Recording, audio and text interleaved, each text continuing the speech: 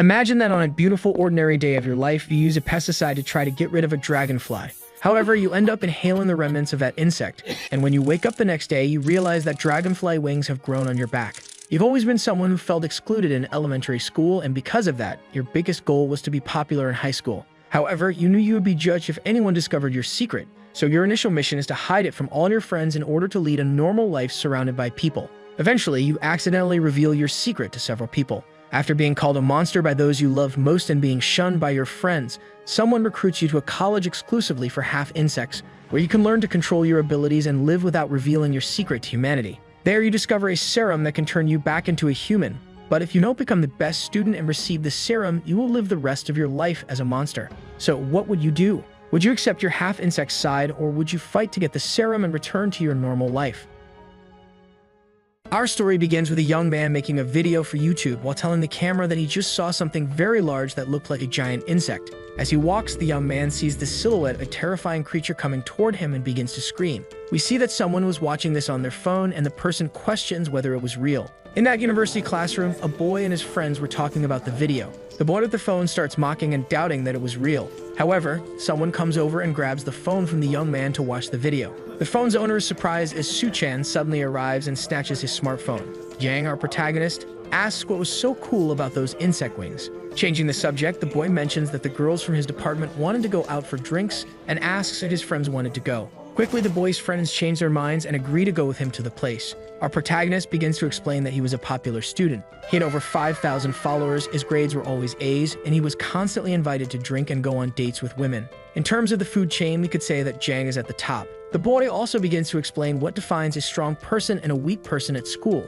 Humans live in groups just like animals. In any form or shape, there is a hierarchy. Jang is the person everyone follows and envies at school, and that's why he was the strongest person there. So yes, you're a strong student, and he's not going to give that up, no matter what happens. As he walks with his friends, the black-haired boy asks if Su-chan cared that they were going to drink alone with the other girls. Seeing Jang was confused by the statement, the boy tells him to look back. He then sees far behind them a girl with pink hair calling out to Jang. The woman asks where Jang was going and if he was leaving. Seeing the situation, all of our protagonist's friends start teasing him, saying he was dating Mai-hee. One of them invites Mai-hee to join them for drinks, since Su-chan was also going. The girl promptly agrees and starts walking toward Jang to hug him. However, when Mai-hee was approaching, the boy senses something and quickly makes the girl back off. A strange feeling starts to take over him, and Jang apologizes to his friends. He says that he wasn't feeling well and was going home alone. The whole group is confused but accepts it since Su-chan is like that and does those things sometimes. Before leaving, Jang apologizes again and says he had 5 rounds against the wrestling team yesterday and that's why he was sore.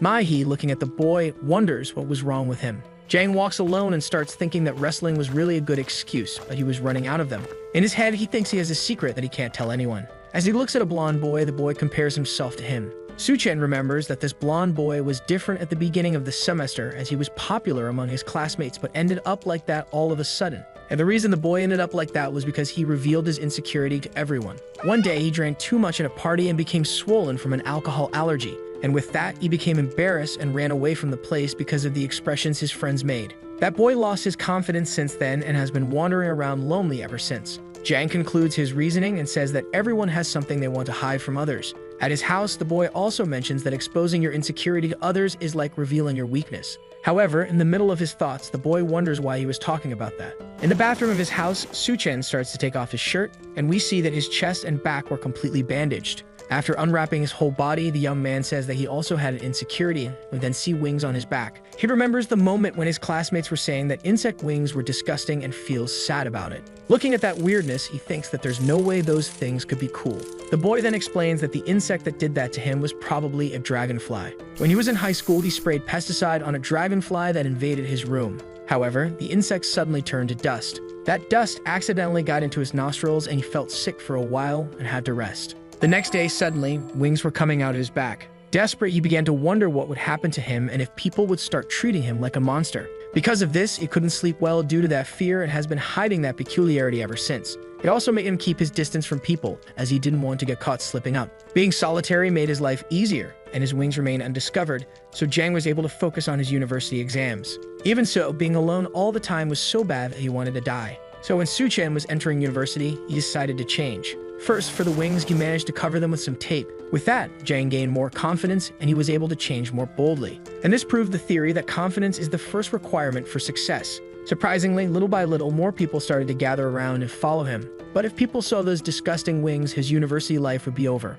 Frustrated, the boy thinks that he also wanted to have fun with Mai, but those stupid wings got in the way. Jang explains that his wings are like a muscle in his body, and if he doesn't release them frequently, he wouldn't be able to stand it because he'd feel a huge numbness. That's why he ran, and he didn't want anyone to see those wings. As he was about to leave the bathroom, the boy suddenly came face to face with the pink-haired girl standing right in front of him. Seeing her crushed shirtless, Mai starts to scream in embarrassment, and our protagonist screams in despair. Quickly, he closes the door, and the girl asks what he was doing naked, to which the boy responds that he wasn't. In his head, he thinks that the girl didn't see the wings and tries to ask why Mai was there. Holding a bag, the woman explains that the door was open, and the boys said they were going to drink at his place, so they sent her ahead. Jane becomes extremely worried, trying to think of a solution to get out of that situation. But to his surprise, the girl asks if he really left because he wasn't feeling well. The young woman also says that not just that day, but often Su-chan sometimes seems sick. Finally, the girl asks if the boy was hiding something. Sad that he couldn't reveal his secret, the boy just replies that he wasn't. Mai then makes up her mind, and placing the bag on the floor, she says they should leave the place. The boy is confused, and the girl responds that they have to go to the movies that day and she will sit there until Jang leaves the bathroom. Stu-chen tries to say that he was sore, but the girl replies that he was obviously lying. Mai comments that it's obvious he was also faking being sick and that Jang was hiding something. Looking down, the girl says that the boy never talks about it, and that's why she's starting to feel a bit sad. Mai asks if the boy remembered how he protected her from that persistent guy at the beginning of the semester, and Jang replies that he does. The girl also says that, to be honest, it was her personal problem, so she was a little embarrassed that Jang got involved without being asked. However, still, she thanks Su-chen for what he did. Finally, the girl says she also wanted to get involved in his problem. She mentions that if the boy was having a hard time, she wanted him to trust her a little. Leaning his back against the wall, the boy mentally thanks his friend. Right after, Jang gets dressed and opens the door, while telling Mai that they're going to see a movie, while thinking that it wasn't something he could show her. They then, like lovebirds, walk down the streets. Behind them, a strange guy just watches them, thinking that he sensed prey. Near the cinema, some students approach Mai and say they are students conducting a survey, and Mai promptly goes to them. Watching that, our protagonist mentions that anyway, he couldn't stop her from doing it since the girl was very kind. After the survey, Mai gets a lollipop and celebrates. Seeing that gentle smile, Jang can only feel embarrassed. Finally, the two enter the cinema, and at that moment, a thought crosses Jang's mind. He wonders to himself that if one day he dated Mai, at some point he would have to reveal his secret, and at that moment, the girl goes to the bathroom. The boy then questions himself if Mai would treat him well even after seeing his wings. Even so, he was afraid and couldn't confess to anyone what he really was. In the end, the boy concludes that it's really better to continue like this for now. Suddenly, the movie the boy was watching stops playing and everyone in the cinema is confused. Our protagonist tries to look around to understand what was happening. Someone who works at the cinema enters the room and asks everyone to evacuate immediately. The man informs them that there is an emergency in the building and that a dangerous man is wandering around. He also says that this is not an event or a drill, so everyone should leave quickly and follow the instructions. However, someone appears behind the man with mantis-like claws and pierces his stomach. Everyone in the cinema panics and chaos spreads everywhere. Jane becomes extremely worried, trying to figure out what to do. He tells himself that it's dangerous and he needs to escape, but Mai was still there. The mantis-clawed man makes a terrifying expression and looking at Jang says that he has found his prey. Without thinking much, he charges at Su-chen, who panics. The mantis begins slashing all the seats around him, trying to hit his target. However, Su-chen manages to back away, and as he faces the predator, he thinks there was no way to escape. Desperate, he tries to understand what was happening. The killer then says that our protagonist was looking at a monster and asks if the boy had ever seen a hybrid insect before. He comments that Jang must have also breathed in that insect powder, the jumbo juice. Upon hearing this, Su-chen remembers something. Jang recalls that the insect powder the man was referring to must be the same one that turned him into a dragonfly. The psychopath then says that after that drug made him look like a mantis, he was able to smell his prey. That delicious scent when a carnivorous insect like him eats another insect was a wonderful taste. And as he advances on Jang, the man says that the flavor is very, very delicious. Suddenly, something hits the mantis, making him miss his attack on Su-chen. You then see that the one who threw that object at the killer was Mai. Desperate, the girl says she came out of the bathroom and was told to evacuate, but she didn't leave because she hadn't seen Su-chen. The mantis, irritated, says there is nothing to fear, and right after, calls Jang his precious food. Realizing something, our protagonist tells the girl to run. He tries to tell her that the place was dangerous, but the mantis was already charging at the girl. Outside, a police officer is arguing with the surveyed girl, and the officer says that under no circumstances could she go inside, as there was a terrorist in the building. The girl says that if the police won't go in, she will, but someone points upward. Everyone notices Mai-hee being thrown off the roof and starting to plummet toward the ground. At that moment, Jang stands up as the mantis bids farewell to his tasteless meal. The boy can only think that he didn't want his friend to die and considers the possibility of using his wings, even though he had never used them before. However, if he opens his wings in front of all those people, he will be judged. He imagines that if he does that, his whole life will be over. Our protagonist mentally apologizes to Mai-hee, thinking that he wouldn't be able to save her. But seeing her fall toward the ground with a sad expression, he makes a decision. Without hesitation, Jang jumps to try to save his friend. The mantis is confused, but at that moment, our protagonist reaches Mai-hee and grabs her in his arms. The psychopath starts laughing, stating that even hybrid insects would die from that height and asking what the coward was going to do. Even though he's determined, the boy still thinks that thousands of people will see this and his way of life will be over. But remembering Mai-hee's speech, he couldn't leave the girl there. Su-chan, fully aware of all the consequences, makes his decision. The boy rips his jacket and activates his wings. Just barely, he manages to stay in the air with Mai-hee. He thinks that he only wanted to hide it from everyone, but now he was revealing his wings in front of several cameras. And that was the end of his life, as his weakness had finally been exposed. The boy thinks that this is the story of the concrete jungle, a story about a young man oppressed in high school. The story of a desperate survival that requires drastic measures. The survey girl, seeing that insect flying in the middle of the city, says that this is a big deal. The girl was wearing headphones, and someone on the other end of the transmission asks what they should do about that guy. However, the girl, while removing her hat and revealing antennas, says that they're going to take him to their school. While filming that, the population tries to understand what was happening. The psychopath finds the situation strange, since Jang had been hiding his wings all this time. Su-chan, while moving through the air, tries to wake up Mai-hee, who had fainted from the impact of being thrown through the window. During his flight, the young man can only think that even though it was his first time doing that, it felt very familiar. Then, in the blink of an eye and with extreme speed, he flies in the other direction, and upon seeing this, the assassin becomes irritated. Seeing that, the man thinks that there was only one insect that had such excellent flying ability, and it was the dragonfly. Analyzing the situation, the man assumes that this bastard received dragonfly DNA through jungle juice. While licking his own face, the man says that his uncontrollable thirst is acting up again, and that he will crush that dragonfly. However, as he is lost in thought, the girl with antennas appears behind him to attack. After defeating him in an instant, the girl thinks that at least she managed to capture this one, but wonders if the boy who flew away realized the mess he had caused. The girl then tells the mantis that besides the videos filmed by the crowd, he committed several murders in the middle of the city and was asking to be caught. And while putting her cap back on, the girl states that beings like them cannot be discovered. A month later, we see our protagonist's friends talking about how the first period is practically over. One of them was watching the incident at the cinema again, and they were all impressed by the wings that Guy had. One of them notices that the guy in the video looked like John. Hooded and trying to hide, Su-chan thinks that the images from that day are on the internet and rumors at school are spreading quickly. The boy also doesn't know if this is a blessing or a curse, as people in any case won't believe it's anything other than some kind of fantasy event. And what was happening now was the same as what happened back then.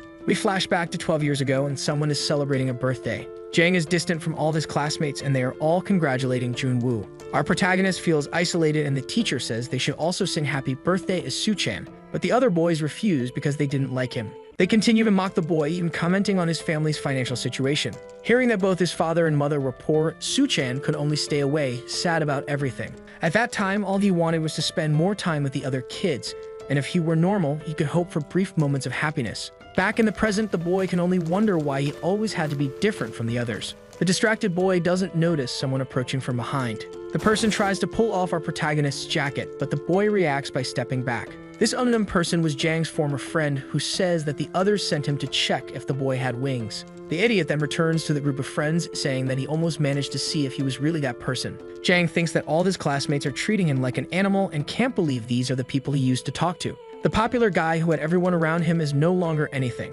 On the bus, the boy is immersed in his thoughts, mentioning that it's been a while since he used his social media and that he wanted to see what was going on. He notices that most people stopped following him, and that's because they're saying the government was interrogating the people who were in the video. So it makes sense that they wouldn't want to get involved in that. The boy tells himself that it's probably for the best because it didn't matter if people were dropping out. Jang clicks on Maihee's profile picture and he comments that at least he still had the girl. The young man says that he heard Maihee had fully recovered from fainting that day and that she was being discharged that day. Recalling the good moments with his friend, Suchan states that all he needed was her. However, when he visits her, the only reaction the pink-haired girl has is to scream at him to stay away. The boy is confused, asking what happened, and tries to explain that he is her friend, Suchan. In his head, the boy says that Maihee was kind and caring to him. However, the Maihee he knew was no longer there, and the girl says that after that day, he was never to see her again. Finally, she calls him a monster, and right after that, the boy is thrown out of the consultation room. At home, our protagonist is looking at himself in the bathroom mirror, blaming everything that happened on his wings. Jang grabs a pair of scissors and prepares to cut them off right then and there. However, the young man becomes increasingly hesitant and cannot bring himself to cut off a part of his body. He then lets the scissors fall and immediately after collapses onto the floor, crying. Jang can't believe that even after all of this, he was still afraid of the pain, and he wonders why he was so pathetic. A month later, our protagonist is walking through the streets of the city. Hooded and hiding his face, the boy walks with his head down, thinking that humans live a social life. Among all animals that live socially, there will always be one that doesn't fit in. Those outcasts, they all meet the same end. The young man, now standing on the rooftop of a building, prepares to jump and concludes his thought that all outcasts meet the same end, which is death. He is certain of what he's going to do because it would make things easier. After jumping, the boy can only say that he never wanted to suffer again. However, in the middle of the fall, his wings activate and the boy realizes he couldn't even die or fall by his own will. Frustrated, he keeps cursing those wings are his. Suddenly, the same girl from the day at the cinema approaches Jang and introduces herself as Park. The young woman, stuck to the wall with a gentle expression, says that she would love to have Jang's wings. Suchan is extremely confused, questioning who this girl was and how long she had been there. But the more important question was how she was walking on the wall. Then Park says that the boy has wings, and yet he jumped off a building to die, which was a dumb idea. Finally, the young woman asks if he really hated his wings that much, and immediately after, she removes her cap. After revealing her antennas, the girl says that there is a way to go back to normal, and asks if the boy wants to know. Seeing this opportunity, he becomes extremely excited, thinking that this might be his only chance. He also thinks that with those antennas, she probably ingested jungle juice too. Suddenly, Park asks if they can talk somewhere else. In a room in that building, the boy throws Park against the wall. Frustrated, he asks what he has to do to return to normal. The girl casually replies that she doesn't know and that if he wants to find out, there's a condition. Park says that Jang has to go to her school and then the professor will explain how it works. The young man, upon hearing this, becomes extremely confused. The girl then informs him that there's a school bus waiting for them on the first floor, and if he goes with her,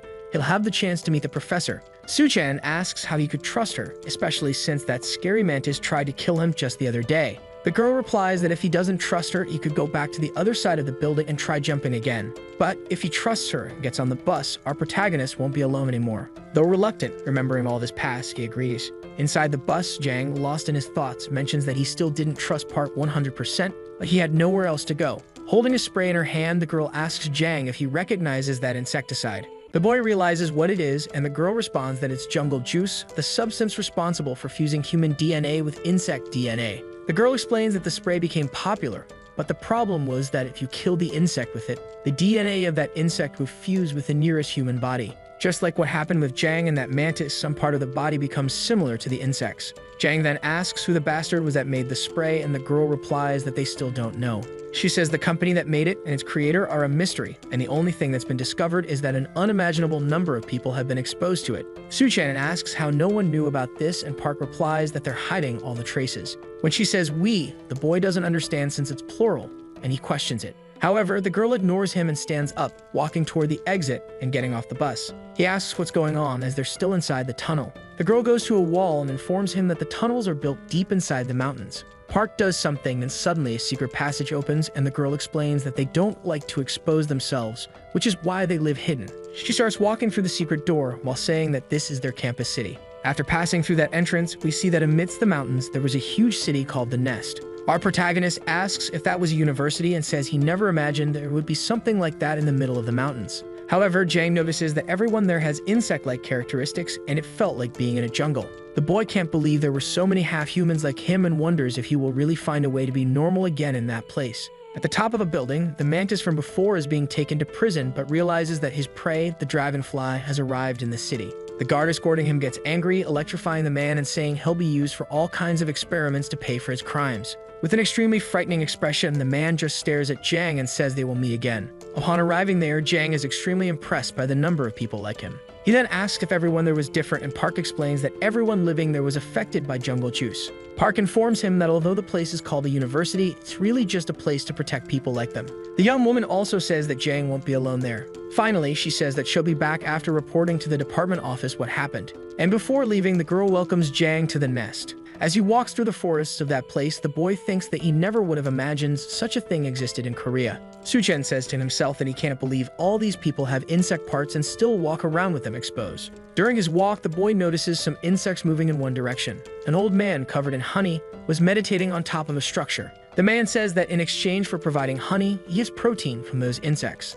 He starts eating one of the insects and states that this is the cycle of life. Seeing this, Jang becomes extremely disturbed. Stu-chan starts to leave, stating that all the people in that place aren't normal. However, the old man meditating approaches our protagonist, lifting his jacket and asking what kind of insect he was. The old man is impressed that the young man had dragonfly wings, but Jang becomes extremely irritated by this and distances himself from him. The old man says that those wings are flexible enough to be hidden in clothes, and in good condition, those wings are very useful. He then asks why our protagonist was trying so hard to hide them. With a sad expression, the boy begins to remember the moment when Maggie treated him in a ridiculous way. Before leaving, Jang says that he was there to get rid of those things. The old man just watches the boy walk away and then calls him a fool. After that, we see an older man named Mandohyun introducing himself to Jang. The professor thanks Park for bringing the boy there and says he saw Su-chan on the news. Facing that man, the boy becomes excited, finally meeting the professor who possibly knows how to reverse his condition. He then shakes the man's hand and introduces himself back.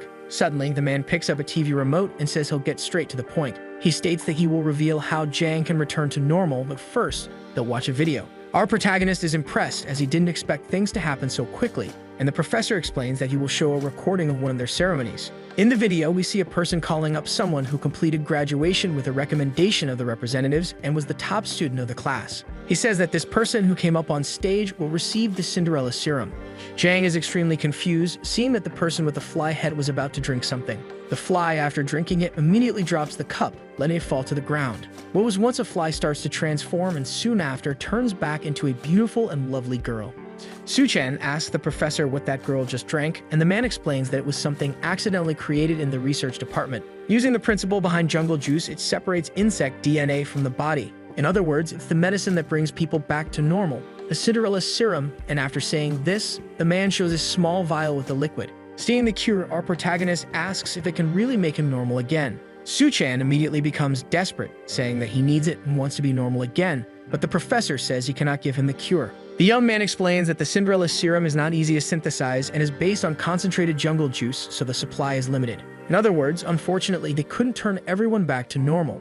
But if Jang really wanted it, he would have to enroll in an academy and graduate as the top student in his department. The man also says that they made the Cinderella serum available only to the best students who contributed to the academy, as Jang had just seen in the video. Jang feels extremely reluctant, knowing that if he wanted to obtain the serum, he would have to enroll there. He and Park then return outside and start walking, and the girl asks what he's going to do, but the boy just ignores her, lost in his thoughts. Seeing this, the girl simply says that the choice was entirely his, and that if he didn't want to enroll, it wasn't a bad idea to live there. Park also mentions that even if he does enroll, becoming a student would be quite difficult, and Jang says that at least it wasn't too expensive. He says that if he needed credit, he would find a way, and as he puts on his glasses, he mentions that he would transfer to that university right away. We then fast forward a few hours later and see several people gathered in front of the lecture hall. It's possible to see a group of hybrids talking amongst themselves about the classes. Jang is standing there, feeling lost, thinking that he had just transferred and felt like he was in a normal university. Remembering how Park had explained everything,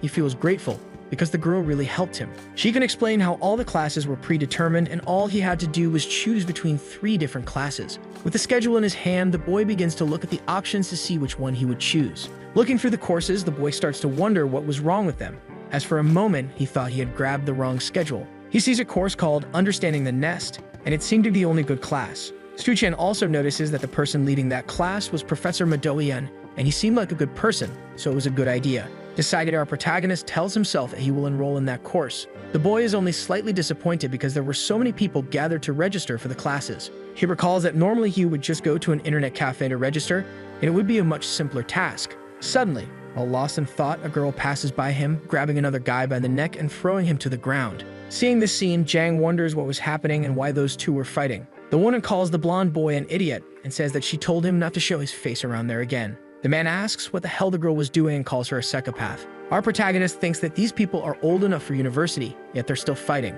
Park passes by Su-chan, telling him not to be scared since he'll be seeing a lot of that around there. She walks over to the two people fighting, grabbing the girl by the collar and throwing her away, doing the same to the blonde guy. The girl separates the fight, tossing the two hybrids aside. The people who were fighting fall to the ground after being thrown. Park goes up to the blonde guy, scolding him for fighting when the semester hadn't even started yet. The boy, looking at her, realizes that the girl was the class representative. Hearing this, Jang is extremely shocked, as he couldn't believe that girl was the department representative. Finally, the young man wonders to himself if he's in the same class as that girl and thinks that this will be his new school life. We see that there are 10 minutes left until the registration deadline. At that moment, Jang arrives in the classroom thinking that at least he wasn't late. As he watches everything happening there, the boy can only imagine that something was telling him his dream of having a normal school life wasn't going to happen. But as he looks at his notebook, he thinks that the most important thing is that he managed to complete his course registration. Su-chan says that even if you're confident in your studies, if you mess up your routine and forget about important classes, you're screwed. So he had to take Professor Ma Do-hyeon's course to have a chance. In Professor Ma's office, the man is looking out the window when he senses someone's presence. We see that the old man who had spoken to Jang earlier is Professor Ji, and the man asks if May had enrolled a student.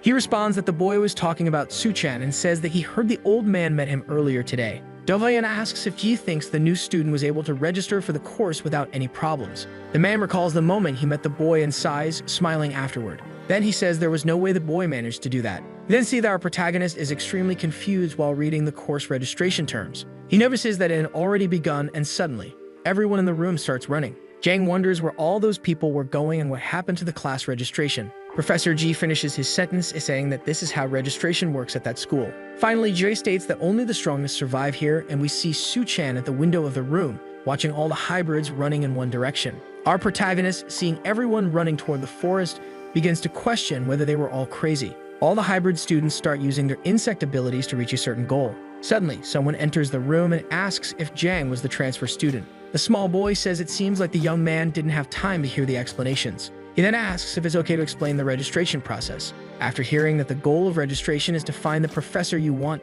Jang becomes irritated. The boy with him explains that at the nest, unlike standard processes, students have to find the hidden professor, and only then can they register for classes. The professor gives the first 16 students a flash drive, and only when the flash drive is inserted into the notebook can you register for the classes. Su-chan, realizing that he was running out of time, panics, and the boy next to him asks if he at least already chose the professor he wanted. Jang replies that he did, and that he wanted to take classes with Professor May because he heard that his classes were the best. Finally, the boy also mentions that his goal is to become one of the top students in the department. Hearing this, the small boy says that it will be a tough road, and is impressed. The boy says that he's also going to start looking for the professor he wants and wishes Jang good luck, who also thanks him for the information. Our protagonist realizes that quite some time has passed since registration started, and he's already late. However, while walking through the forest, he says that he at least wanted to know in which direction everyone had gone to figure out where to look. But as he thinks about it, the boy seems to get an idea. The boy takes off his jacket and then uses his wings to fly into the sky.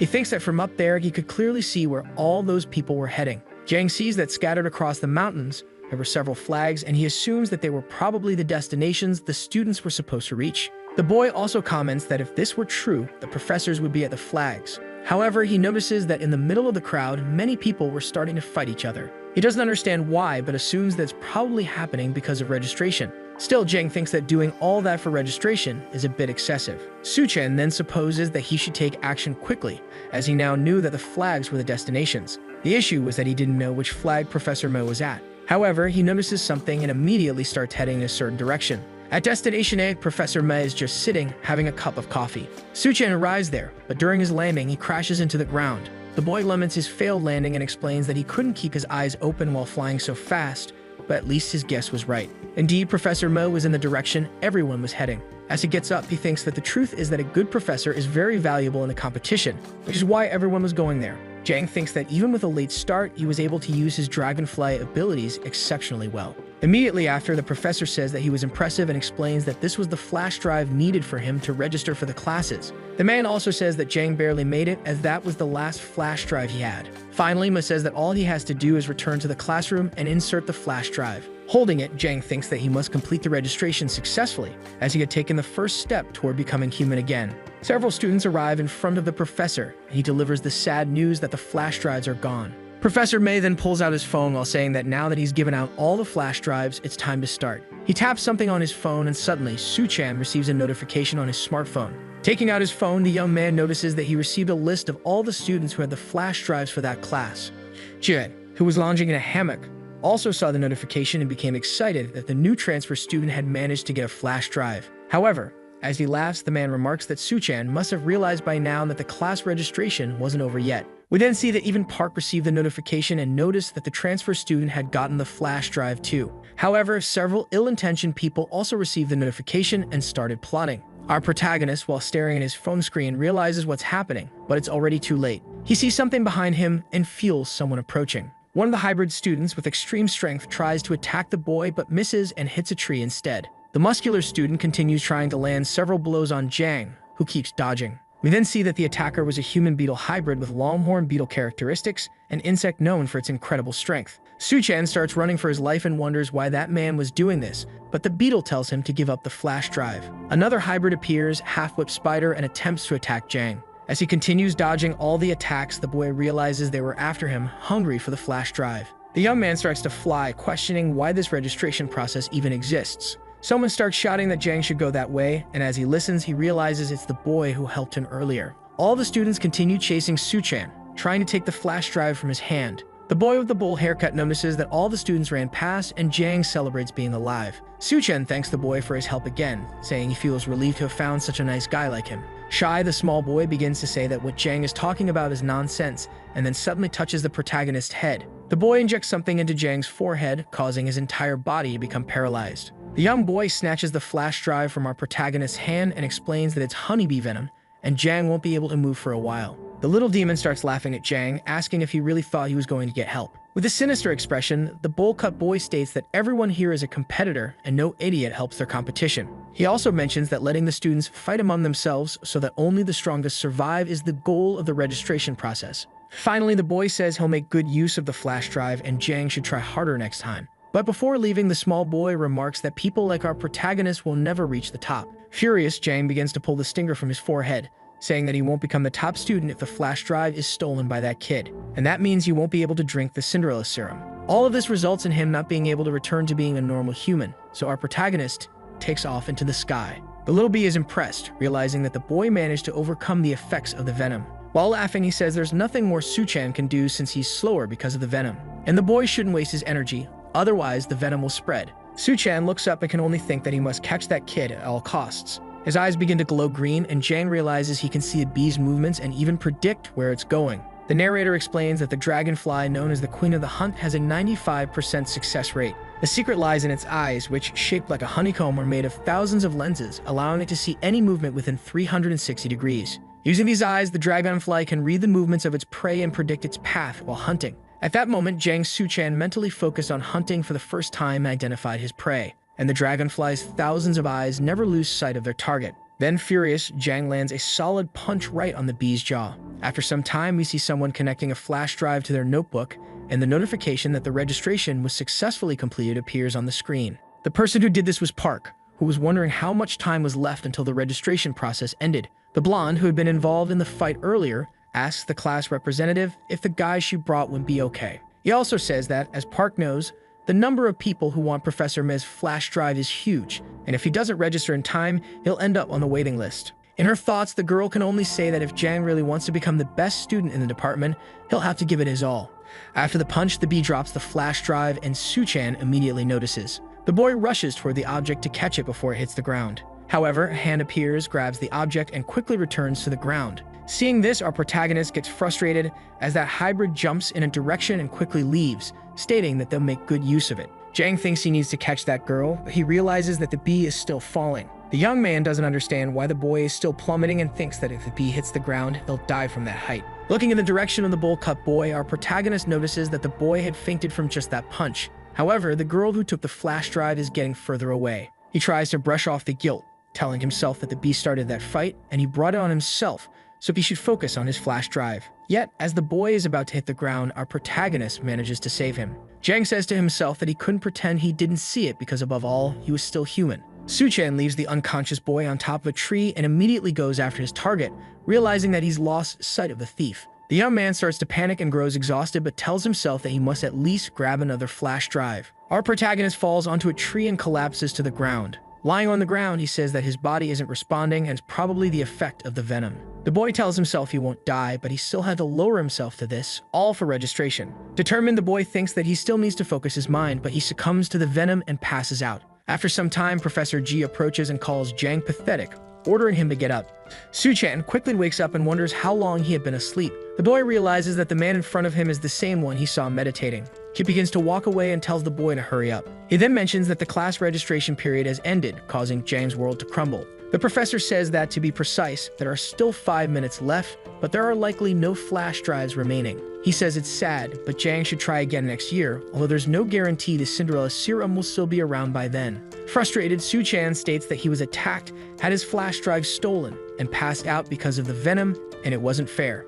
Jack calls the boy an idiot and asks if he got a screw loose. The man asks if Jang is saying he wants to be a special exception to redo his registration. Irritated, the man states that at this school, being the strongest is what matters most, and if Jang has a goal, he should fight to win and achieve it. The man also mentions that the professors were monitoring everything and were stepping in to prevent anything that posed a fatal threat. Jai informs him that jungle juice turned humans into weapons, giving them poisons, horns, claws, all because insects are full of dangerous traits. He then asks if our protagonist thought that in a school full of dangerous people, they would open a book and study. The old man remarks that if Su-chan wanted something like that, he should go to the civilian protection facility in the nest and live a peaceful life there. Ji throws a bag of chips at Jang and tells him that if he's not going to do anything, he should throw it away. Mocking the boy, the man says Su-chan should save the planet. Jang remains motionless, watching the man walk away. The boy comments that in the end, he didn't register for any class. He starts to recall the moment when his flash drive was stolen and says that if he had let that guy die, he would have been able to register.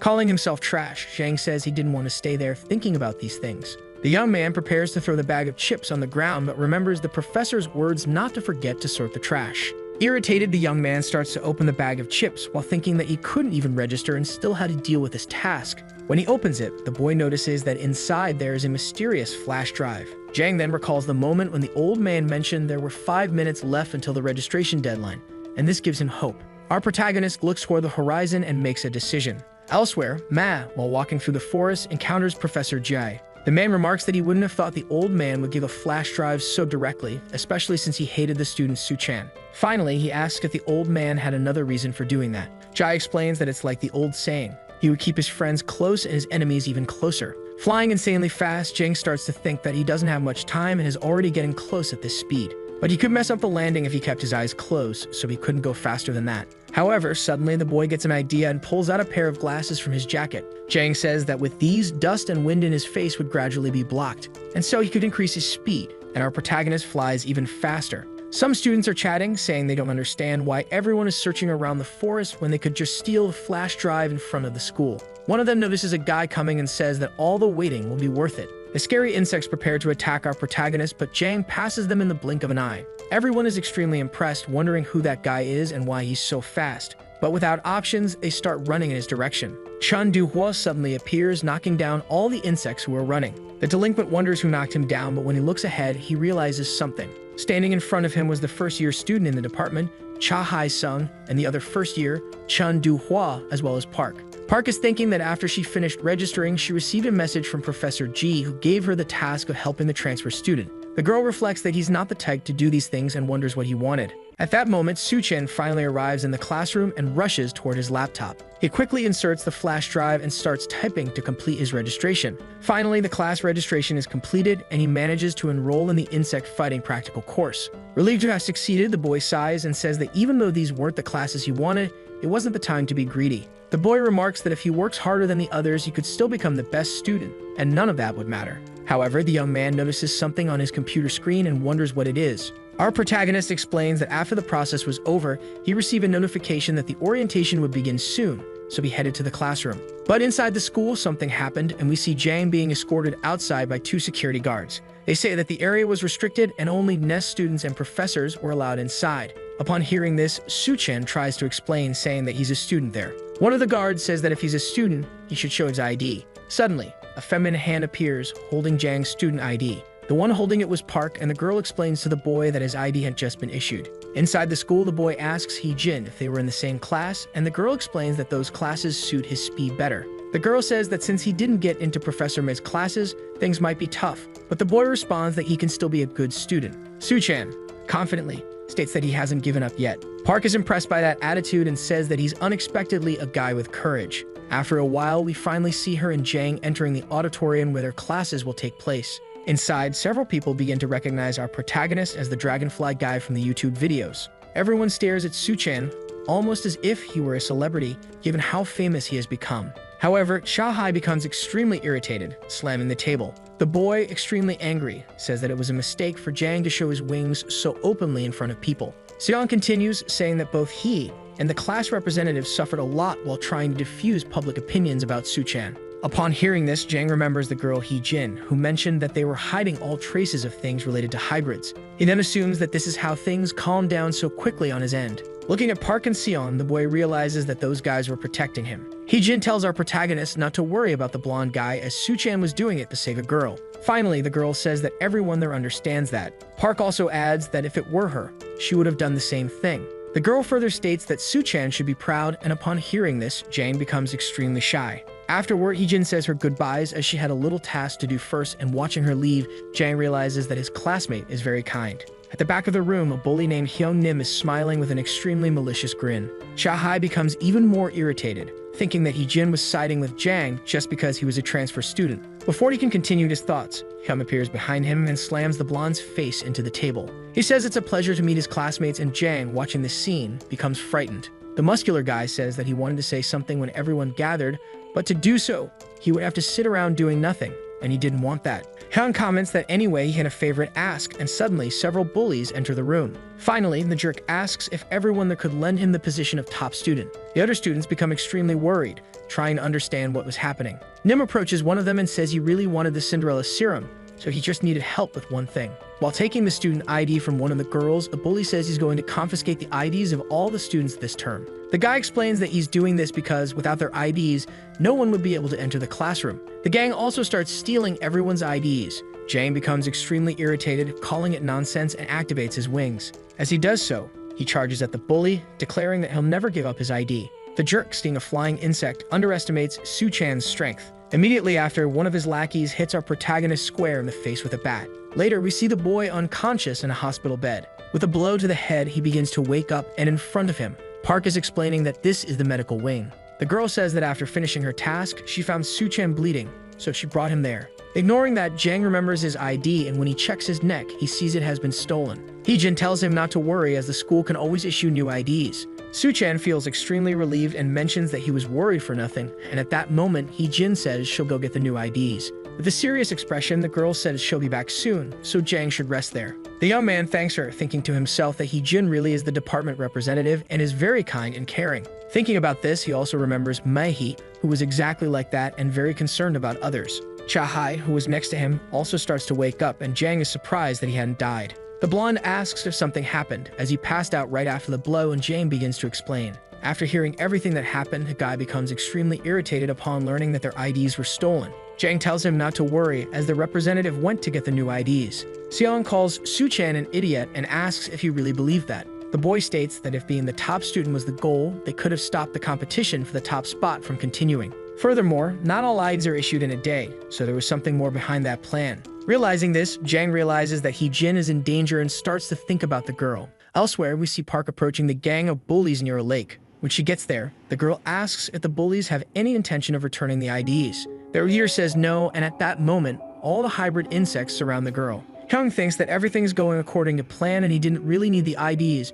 but he hoped Park would come to retrieve them. Finally, the boy thinks that his only goal from the beginning was to get the girl to come there, as he wanted to take down the top student of the first trimester. At that moment, the girl reacts by attacking one of the hybrids, and the other two try to defeat her. However, with extreme skill, Hee-jin jumps into the air and starts spinning. The leader of the thugs, seeing his companions being defeated, calls them idiots, and says they couldn't beat that girl on solid ground. Taking the IDs from around his neck, the boy threatens to throw them into the water. Park panics, trying to stop him, but the boy takes advantage. Nim starts to summon some claws from his back and declares that his enemy had entered his territory. He reveals himself to be a hybrid of the Velociraptor, the strongest predator among aquatic insects, and then he attacks Jin. The girl is thrown toward the water, falling into the lake. Taking advantage of this, Hyung also jumps into the river to defeat the girl. Hyung says that being the top student would be very easy without the girl around, and it would be too suspicious if he killed her on school grounds. The jerk grabs Jin by the neck and starts giving her a suffocating caress, saying that if she drowned, no one would ever know.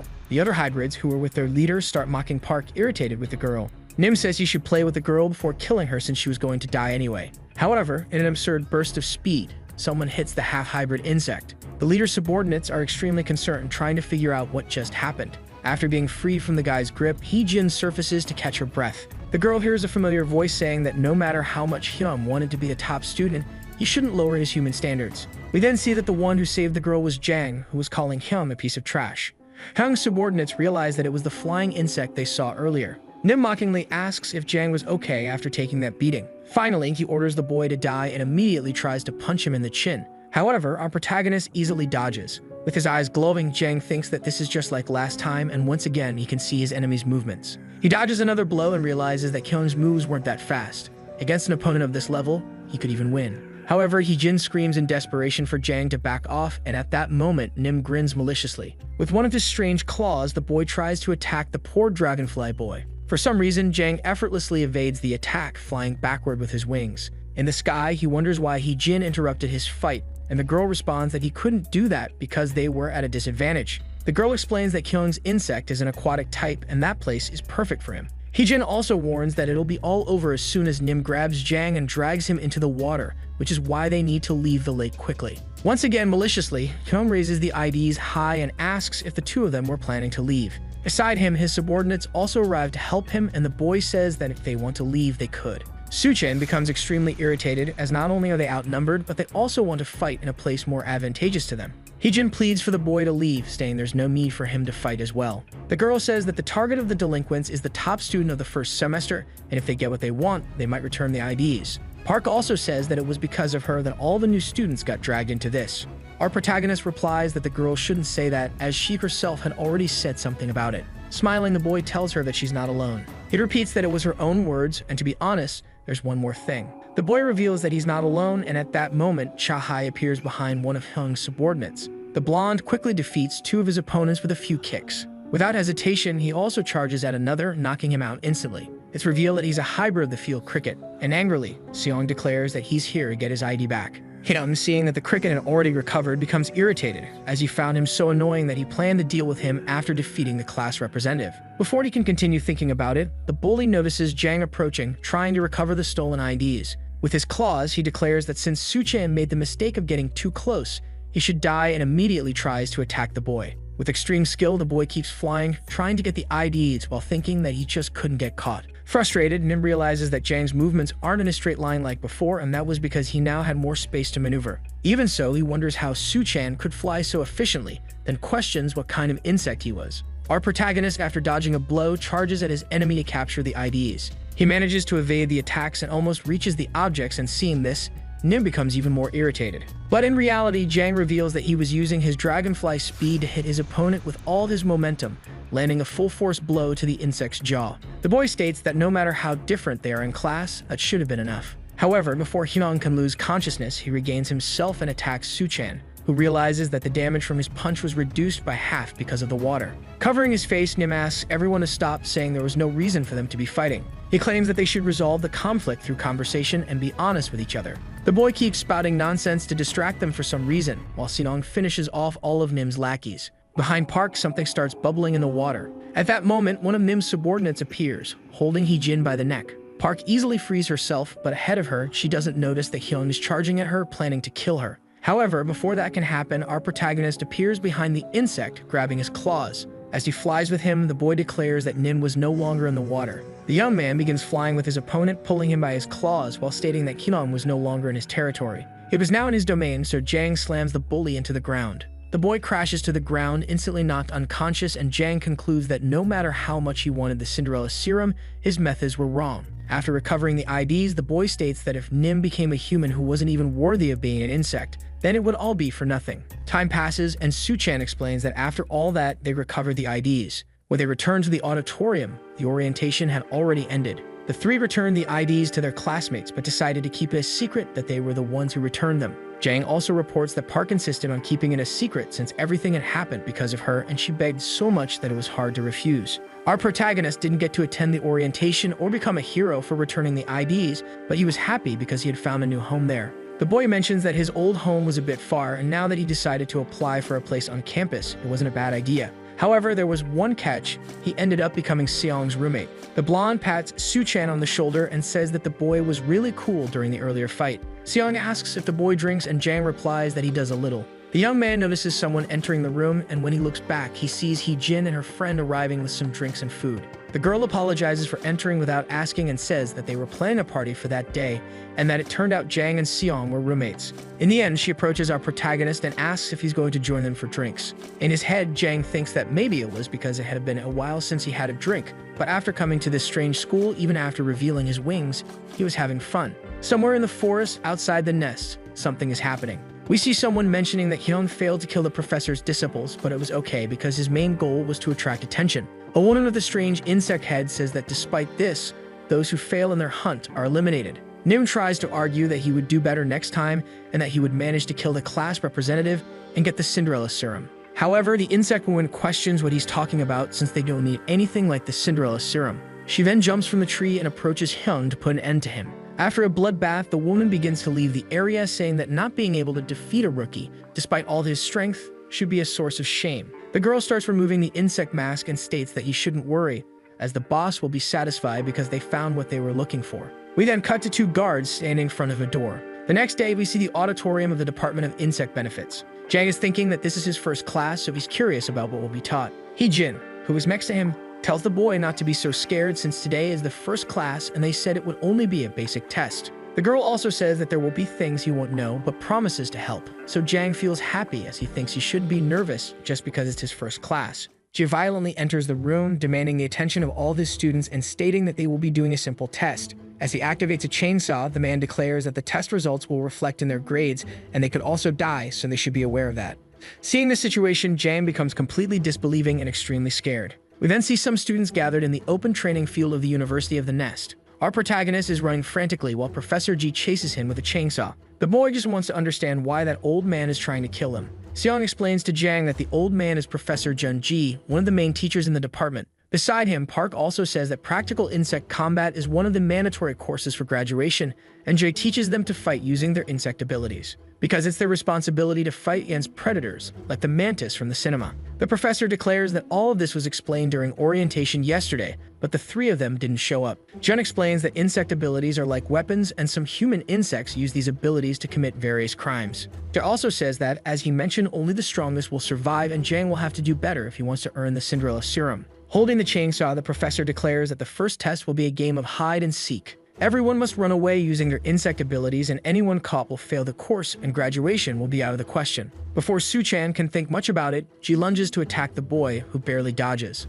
The boy tries to understand how the man expects them to learn to fight while running away. Jang remembers that even when he was attacked by the mantis, running was the only thing he could do. Seong is also dodging Ji while wondering why the old man is so fast. The boy is about to be hit by the chainsaw, but his friend Su-chan manages to pull him out of the way. Seeing this, Jai realizes that our protagonist is using the compound vision of the dragonfly and is likely analyzing the movements of the chainsaw. Jun then takes a swing, commenting that for someone who came here just to get rid of his wings, Su-chan seems to be getting quite comfortable with his abilities. The professor also remarks that Jang is practically already a real dragonfly. However, upon hearing this, Su-chan remembers the moment when Mai-hee called him a monster. The professor, meanwhile, tries to grab the boy, saying that this is no time to daydream and that he's going to fail. However, fortunately for him, Park manages to save our protagonist, preventing him from being attacked. The girl tells the boy to stop getting lost in his thoughts or he'll fail the moment he's caught. She also orders Seong to do something, and at that moment, the boy starts running toward Ji. Seong dodges one of the professor's attacks, sliding across the ground. Immediately after, he kicks the dirt, launching a clump of mud in the old man's direction. The professor deflects the mud and warns his student to be careful with his tactics. However, he notices that he's now surrounded by a smoke screen. The three continue discussing but don't stop running, and Su-chan thinks that for now, he should keep fleeing. At the University of the Nest in the underground isolation sector, the hybrid woman from the previous day had just defeated some guards. The one is heading toward the mantis who attacked our protagonist a few days ago. She asks if the assassin is still alive, and the man is surprised by the sound of her voice. The girl wonders how people could be so cruel to a living creature. Then she uses Hyung's ID but says she really wanted to get the mantis out of prison as soon as possible. However, a student ID wouldn't get through security. The girl assures the assassin not to worry because she brought something that would help him with that.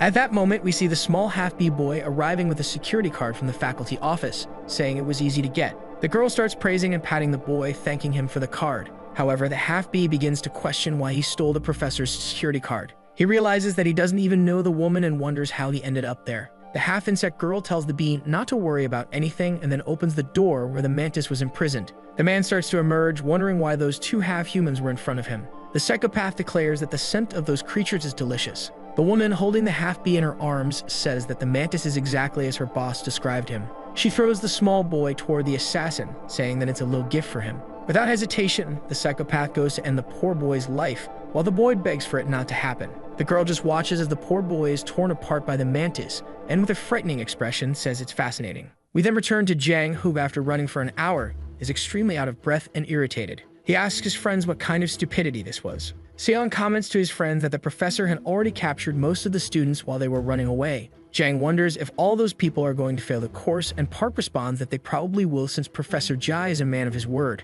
Extremely frustrated, the protagonist can only think that this is more like a boot camp than a school. Su-chan starts to lament that he could have taken his spot in Professor Mi's course, and trying to change his mind, Park reminds him that the class would end in an hour. Jang then asks if Jun is trying to make everyone fail, and Yijin explains that this is just his way of teaching. At that moment, Seong asks everyone to be quiet because he's coming. Our protagonist notices two girls running and one of them falls to the ground. Her friend tries to help her up but realizes that the girl has twisted her ankle, and at that moment, Jun is already catching up to them. The green-haired girl tries to explain that her friend hurt her ankle, but the professor doesn't care and tells them to keep moving. The girl refuses to accept that answer, but the man responds that whether someone twists their ankle or has their leg cut, it doesn't matter. Because either way, you must keep running or it will result in your death, and that's the reality of insects. Jun then asks what his students are waiting for, as he has already said they're going to die, and he prepares to attack them with a chainsaw. However, it's Jang who stops the attack by grabbing Jun's weapon. The man asks what his student is doing, and the boy demands that he stop as it's an exaggeration.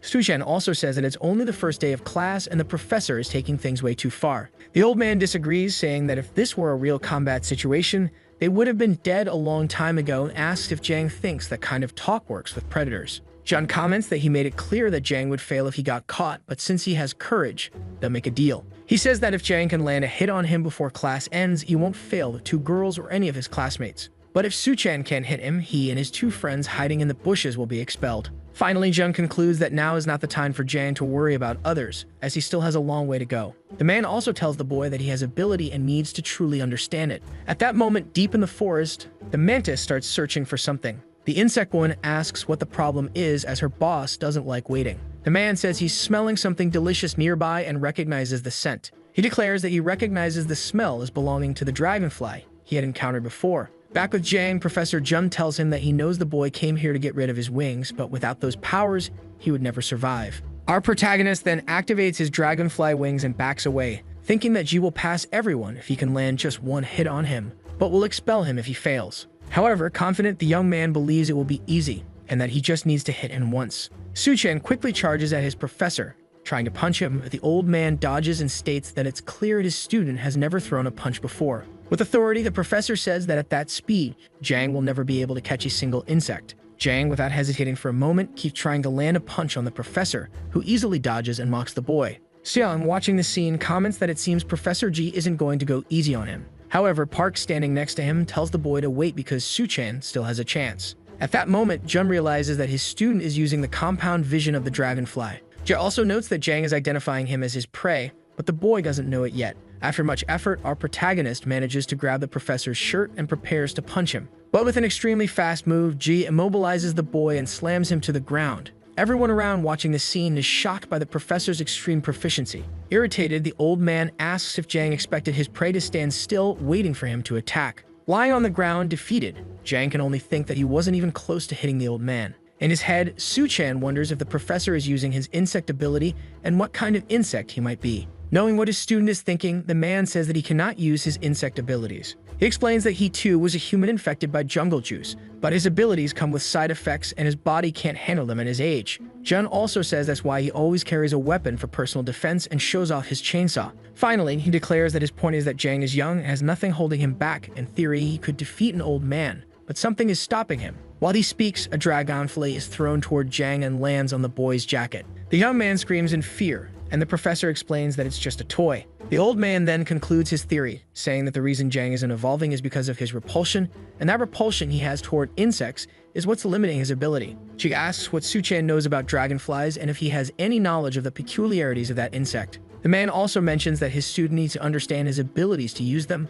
but before that, he must accept the fact that he is an insect. Upon hearing these words, our protagonist remembers that he's hated insects for as long as he can remember and hated them even more because he didn't want to face the fact that he had become one. That's why he couldn't simply accept it, as no one could easily accept the fact that they had become a monster. Suddenly, someone starts clapping while stating that it truly was a brilliant lesson. Jun and Jang turn to see who is speaking. The woman with the insect head declares that Professor Jin always had a certain talent. For some reason, the old man seems to recognize the figure, and the woman starts giving a speech about how inspiring the lesson was. She also says it was very moving, but suddenly she strikes the girl with the injured ankle with her tail. Jang, seeing the girl's blood splatter toward him, is paralyzed. Upon seeing this, Seong loses control and charges at the woman. However, the woman says that wasn't nice and then uses her tail to inject something into the blonde's chest. The young man begins to feel his body paralyzed and realizes it's poison. As Seong falls, it's the insect woman who catches him, starting to caress his face. She says that Seong will make a nice little snack, and at that moment, Jang snaps out of his shock,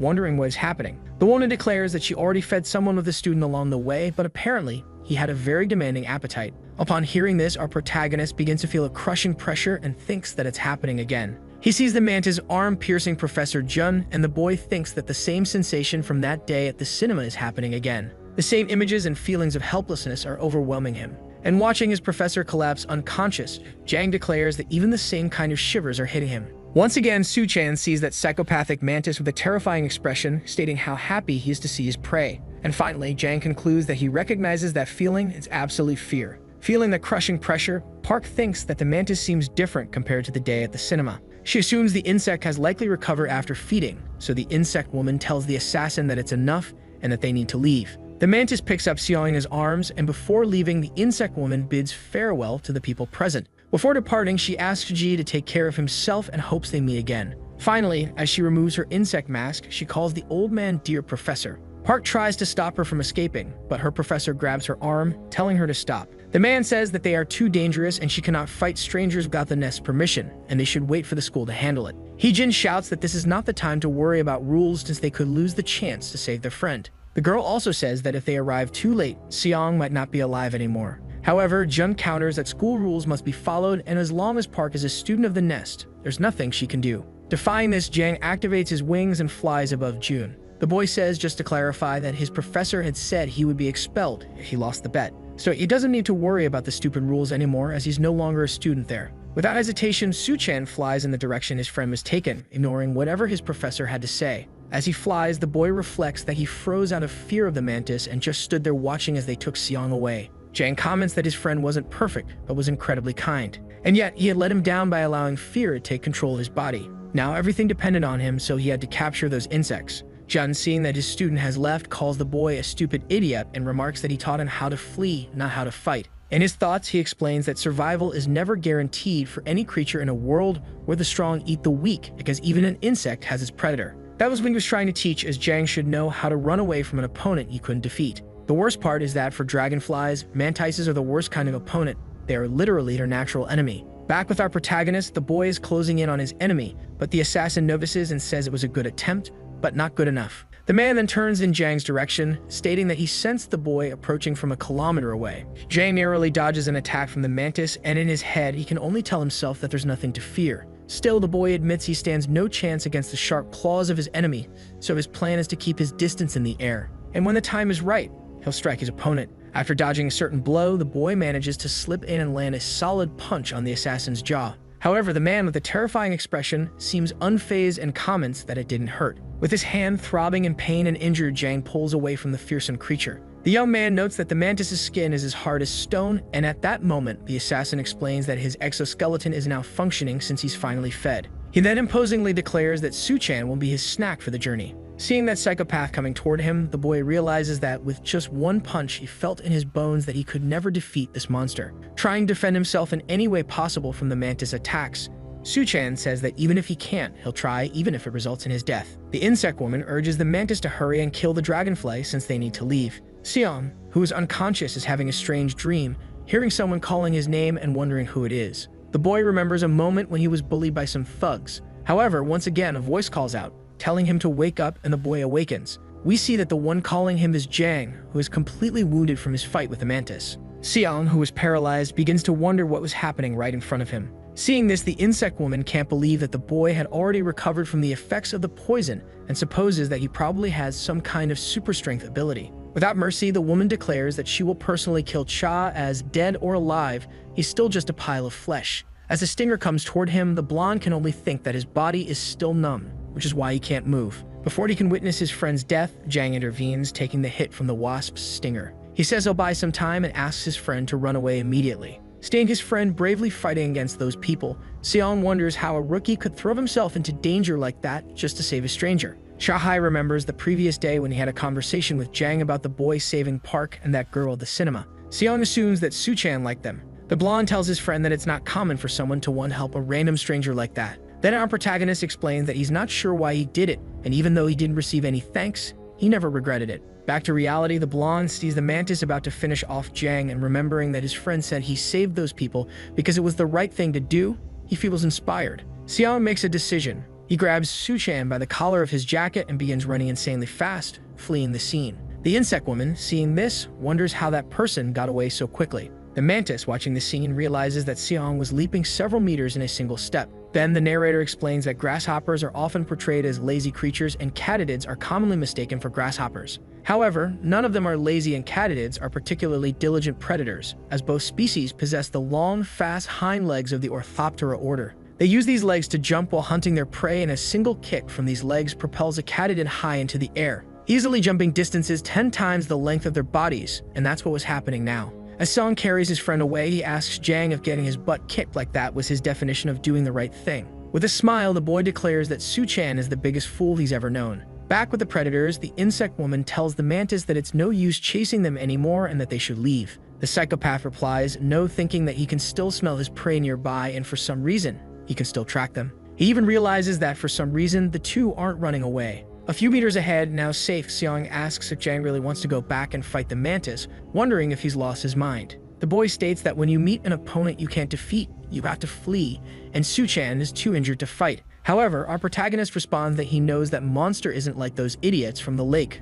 It could even be killed. But that's exactly why they have to stop the mantis. Jang explains that if they let that monster escape, sooner or later he'll go after someone else. Someone innocent and defenseless who will be killed by that insect. Seong agrees and asks how they can defeat such a creature, and Jang replies that reinforcements will arrive soon and they just need to keep the enemies busy. With a confident expression, the boy declares that he has a plan. Back where they were, Ji-Park is treating a professor's wound, wondering what to do. The girl tells herself that she's very worried, and although she wants to go after her friends, she can't leave the professor like this. Suddenly, a gust of wind blows through the area as if someone had passed by at extreme speed. The girl wonders what that was as she feels someone has passed by her, and Jun, despite his injuries, seems to understand the situation. Far away, the insect woman says that those two are probably far away by now and tells the mantis not to be sad. The man, trying to track his prey, realizes that for some reason, the scent is coming toward him at high speed. He turns around and sees our protagonist with some vines ready to tie up the insect woman. The woman is caught by the neck and immediately pulled backward. The psychopath begins to wonder how that boy arrived so quickly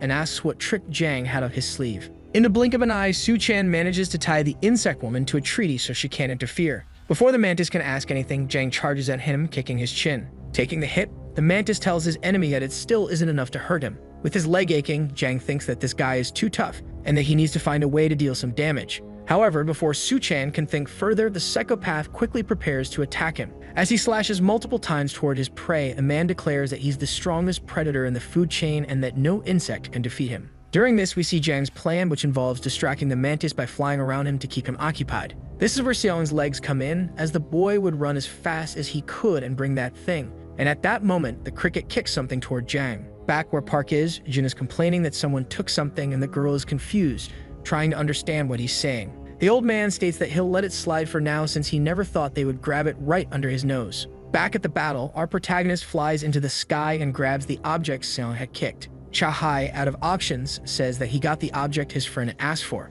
He then tells Jang to tear the mantis to pieces. Without hesitation, Su-chan charges at his predator with his professor's chainsaw. In nature, it's commonly known that a dragonfly can't be a mantis. But that's only true when it comes to insects, and in this moment, we see our protagonist advancing with a chainsaw. The young man then delivers an attack with the weapon, managing to slice off one of his enemy's arms. Here things are different, as humans always find a way. The assassin begins roaring in pain as he loses his arm. Immediately after his remaining arm, he slashes wildly at nothing. Backing away from their opponent, Seong and Jang are impressed that they actually cut off the mantis' arm. Irritated, the psychopath charges at them, questioning how those insects dare attack him. To defend himself, our protagonist raises the chainsaw in front of him. The monster relentlessly tries to attack Jang, who is struggling to withstand the blows. Stu-chan notices something he didn't want to see. His chainsaw had been destroyed. The mantis takes advantage of the opportunity, attempting another strike, saying that Jang is nothing without that weapon. Meanwhile, the boy keeps flying in the air, thinking that with the chainsaw destroyed, he has no way to attack without it. Seong appears behind the psychopath, kicking him in the head and declaring that the mantis can't beat them with just one arm. However, at that moment, the assassin turns around, ready to land a full strike on the blonde's face with his claw. The narrator explains that having a natural enemy is nature's cruel way of regulating the ecosystem, a solution to restrict the uncontrolled reproduction of any species. A creature that can end life with a single blow is the worst kind of opponent, and we see Cha-hai barely managing to defend himself from the attack. Furious, Jang charges at the mantis to save his friend, but he doesn't realize it's a trap, and the assassin manages to grab the dragonfly's body. With a terrifying expression, the man says he'll finally get a taste of that flesh. He declares that this is a worthy hunt, while Jang thinks that he can't escape and that everything he did was useless against his enemy. Seeing the assassin's teeth closing in to devour him, the boy can only think that he doesn't want to die like this. Suddenly, someone arrives on the scene and a huge explosion occurs. The mantis is hit and sent flying, and the person who appeared is recognized by our protagonist. Jet, for some reason healed, remarks that Jang had been feeling all-powerful and victorious just moments ago, but now he's fallen, and that's pathetic. Confused, Su-chan asks what happened, as his professor seems to have recovered from his injury. The man tells the boy not to worry about it, saying that he received treatment from the nest. Jun mentions that there's a remarkable individual who heals wounds instantly, so he just followed Seong's tracks to get there. Jun also says he was worried that his students were already dead, but is relieved to see that they managed to hold off the monster. In his mind, the old man remarks that he can't believe a newly transferred student managed to survive for so long, even against his worst natural enemy. That's why the old man declares that Jang has earned the right to witness a demonstration from him. He then tells the assassin that he was caught off guard earlier and that won't happen again. Underestimating his opponent, the psychopath moves toward the old man, intending to feed on him. Smoke starts coming from Jun's arm as he tells the assassin that he will pay for ruining his first class of the semester, not to mention putting a hole in his body. As he sees the psychopath approaching, the old man comments that the monster will pay with his life. Witnessing this, Su-chan is extremely confused, wondering why smoke is coming from his professor's arm. It's then explained that Jun is a hybrid of the bombardier beetle, and this insect, fittingly named, possesses a phenomenal ability. When in battle with its natural enemy, the bombardier beetle creates a chemical reaction inside its body, and the heat from this reaction is directed at its opponent. This results in a violent explosion, and on a human scale, it's much larger. Jun triggers this reaction in his arm and charges toward the psychopath. This was the ultimate defense mechanism, and after a swift motion, Jun unleashes an explosion on the mantis. The blast is powerful enough to burn even the trees behind the assassin, leaving him charred. The old man says that now Jang has seen it with his own eyes. That's the example of the jumbo juice effect, a complex insecta, or simply known as complex, that is the true power each one possesses. Upon hearing this, Su-chan assumes that complex is the name given to insect abilities in humans. He also realizes that it was a massive explosion, strong enough to defeat the mantis with a single blow. The boy remembers when his professor said he didn't use his abilities due to the side effects, and as he snaps back to reality, he notices Ji's hand trembling. Seeing that his student has noticed this, the man tells him that this will also happen to Jang. The old man explains that those side effects result from reckless use of the complex, and he overused his abilities before fully understanding their power. This could happen to Jang too, so the only way to prevent it is for Su-chan to truly master his power as soon as possible. A few hours later, Su-chan reflects that everything ended quickly, and they return to campus safe and sound. Well, more or less, as he and Seong are both completely battered and lying in hospital beds. The two friends talk for a while, marveling at how it was a miracle they made it out alive and that, on top of it all, they won't be expelled or fail the course. Our protagonist still feels bothered by one thing, which is that the masked woman who freed the mantis escaped. He recalls Heejin assuring him that capturing the mantis was more than enough, but deep down he knew he was helpless and alone. Looking at some research on dragonflies, the boy comments that he understands what the professor means. He needs to master his complex so he can use it effectively. Later that night, Jang is seen in a deep sleep, but Cha Hai is no longer by his side. For some reason, the boy is up, completely in a trance. It's revealed that the stinger from that insect woman is still in his neck. Deeper within the forest, we see the boy walking in a certain direction. He soon reaches the woman, and it's revealed that she's a hybrid of a jewel wasp, an insect capable of zombifying its targets. The woman speaks to Seong, who is still in a trance, saying he has no idea how evil the people of the nest really are, as they are hypocrites and liars. While gripping the blonde's neck, the girl also comments that they aren't protecting all human insects, as the nest cannot protect anyone. Suddenly separating the two, Jun arrives at the scene. The man declares that he knew the girl would return soon since she wants to destroy everything he's trying to protect, which is why he pretended not to notice the stinger in his student's neck. He also says that no matter what miserable scheme the girl has, he will do whatever it takes to protect his students from it.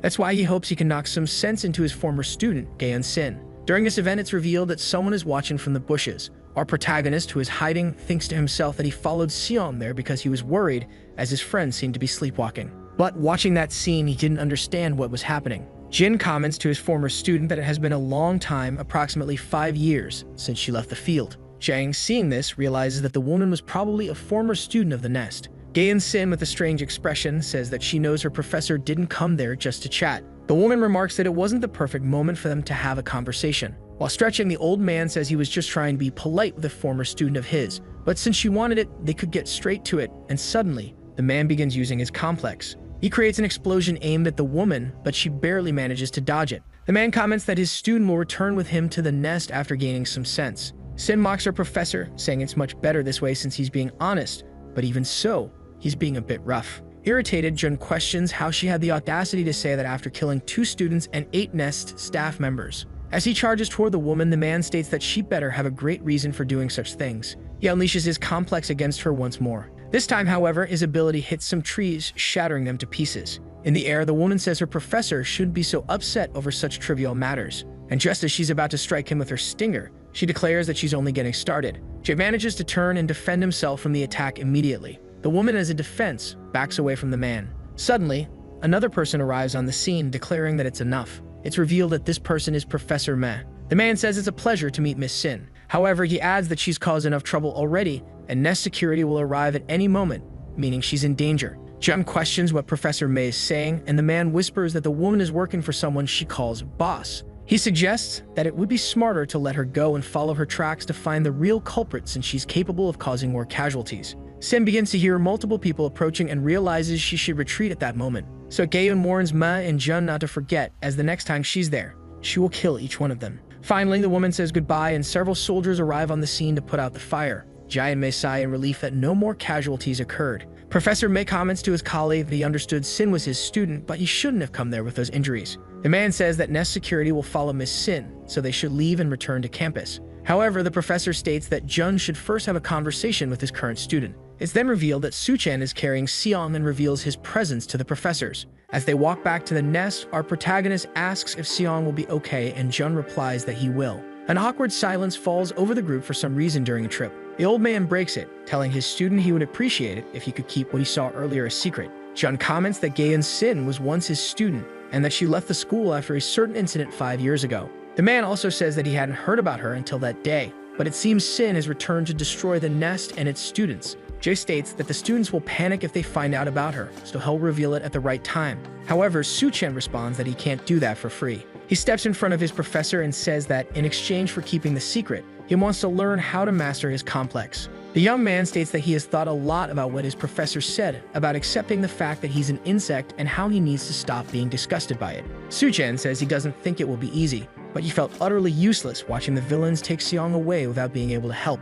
That's why he wants to be stronger, even though he doesn't know how. He knows his professor can teach him. Jun, seeing his student wanting to make a deal with him, is incredulous. The old man thinks to himself that he likes the courage of this kid and will help him, so he tells the boy to get ready. A few days later, many people are seen having lunch in the student cafeteria of the nest. As he eats, Seong mentions that he woke up in a hospital bed but found several leaves on his clothes, which was strange. Heejin notices something and realizes that her friend Dowa is in the cafeteria. Suchan recognizes Dowa as the Scorpion Girl and asks why she doesn't attend classes, and Park explains that she is part of the class dealing with special circumstances. Park explains that the jungle juice is what turned them into human insects, but some people received arthropod DNA, and the nest is conducting research on them. Some students assist with this research by going to the laboratories instead of attending classes and participating in various tests. However, Dowa will be joining the class starting that day. Suddenly, our protagonist wonders what type of insect Park is, since the only insect-like feature she has are her antennas. The girl responds that if he really wanted to know, it's something similar to a mantis.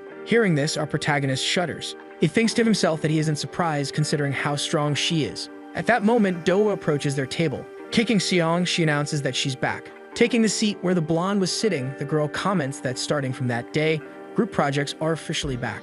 Our protagonist asks what that means, and Park explains that first-year group combat projects change every week and aren't difficult. But sometimes, students have to face real combat with problematic human insects. Thinking about this possibility, Suchan tells himself that he could use it as a chance to test what he's been learning from his professor every night. Park mentions that, speaking of which, Professor G has already placed them into groups. Heejin explains that their group will consist of Dowa, Chin, Seong, Cha, the transfer student Jang, and herself. Hearing this, Suchan feels extremely happy to be in the same group as Park and his other two friends, as they are all good in combat. Watching his three teammates heading out for coffee, the boy comments that it's the perfect combination. A few days later, a heavy storm descends upon the nest. Professor Jun is working out in the gym when someone rushes in, calling for him. An assistant states that there's an extremely serious emergency. The assistant explains that they just received information about the progress of Group A's project. After they located a target, two members engaged in a chase, and one of them died during the pursuit.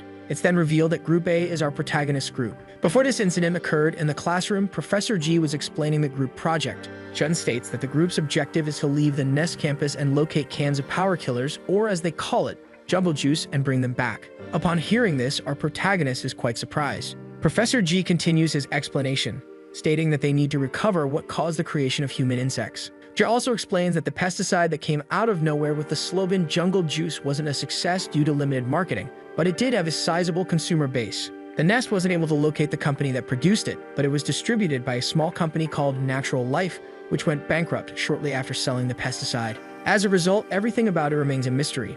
On the bright side, the company was located in Gangwon province, and the damage was limited to that region and nearby areas. Hearing this, Jang realizes that this is why they managed to keep it hidden, as the situation wasn't happening on a national scale. Jun continues explaining that jungle juice is a key element for producing the Cinderella serum, and currently, obtaining as much of it as possible is the main objective.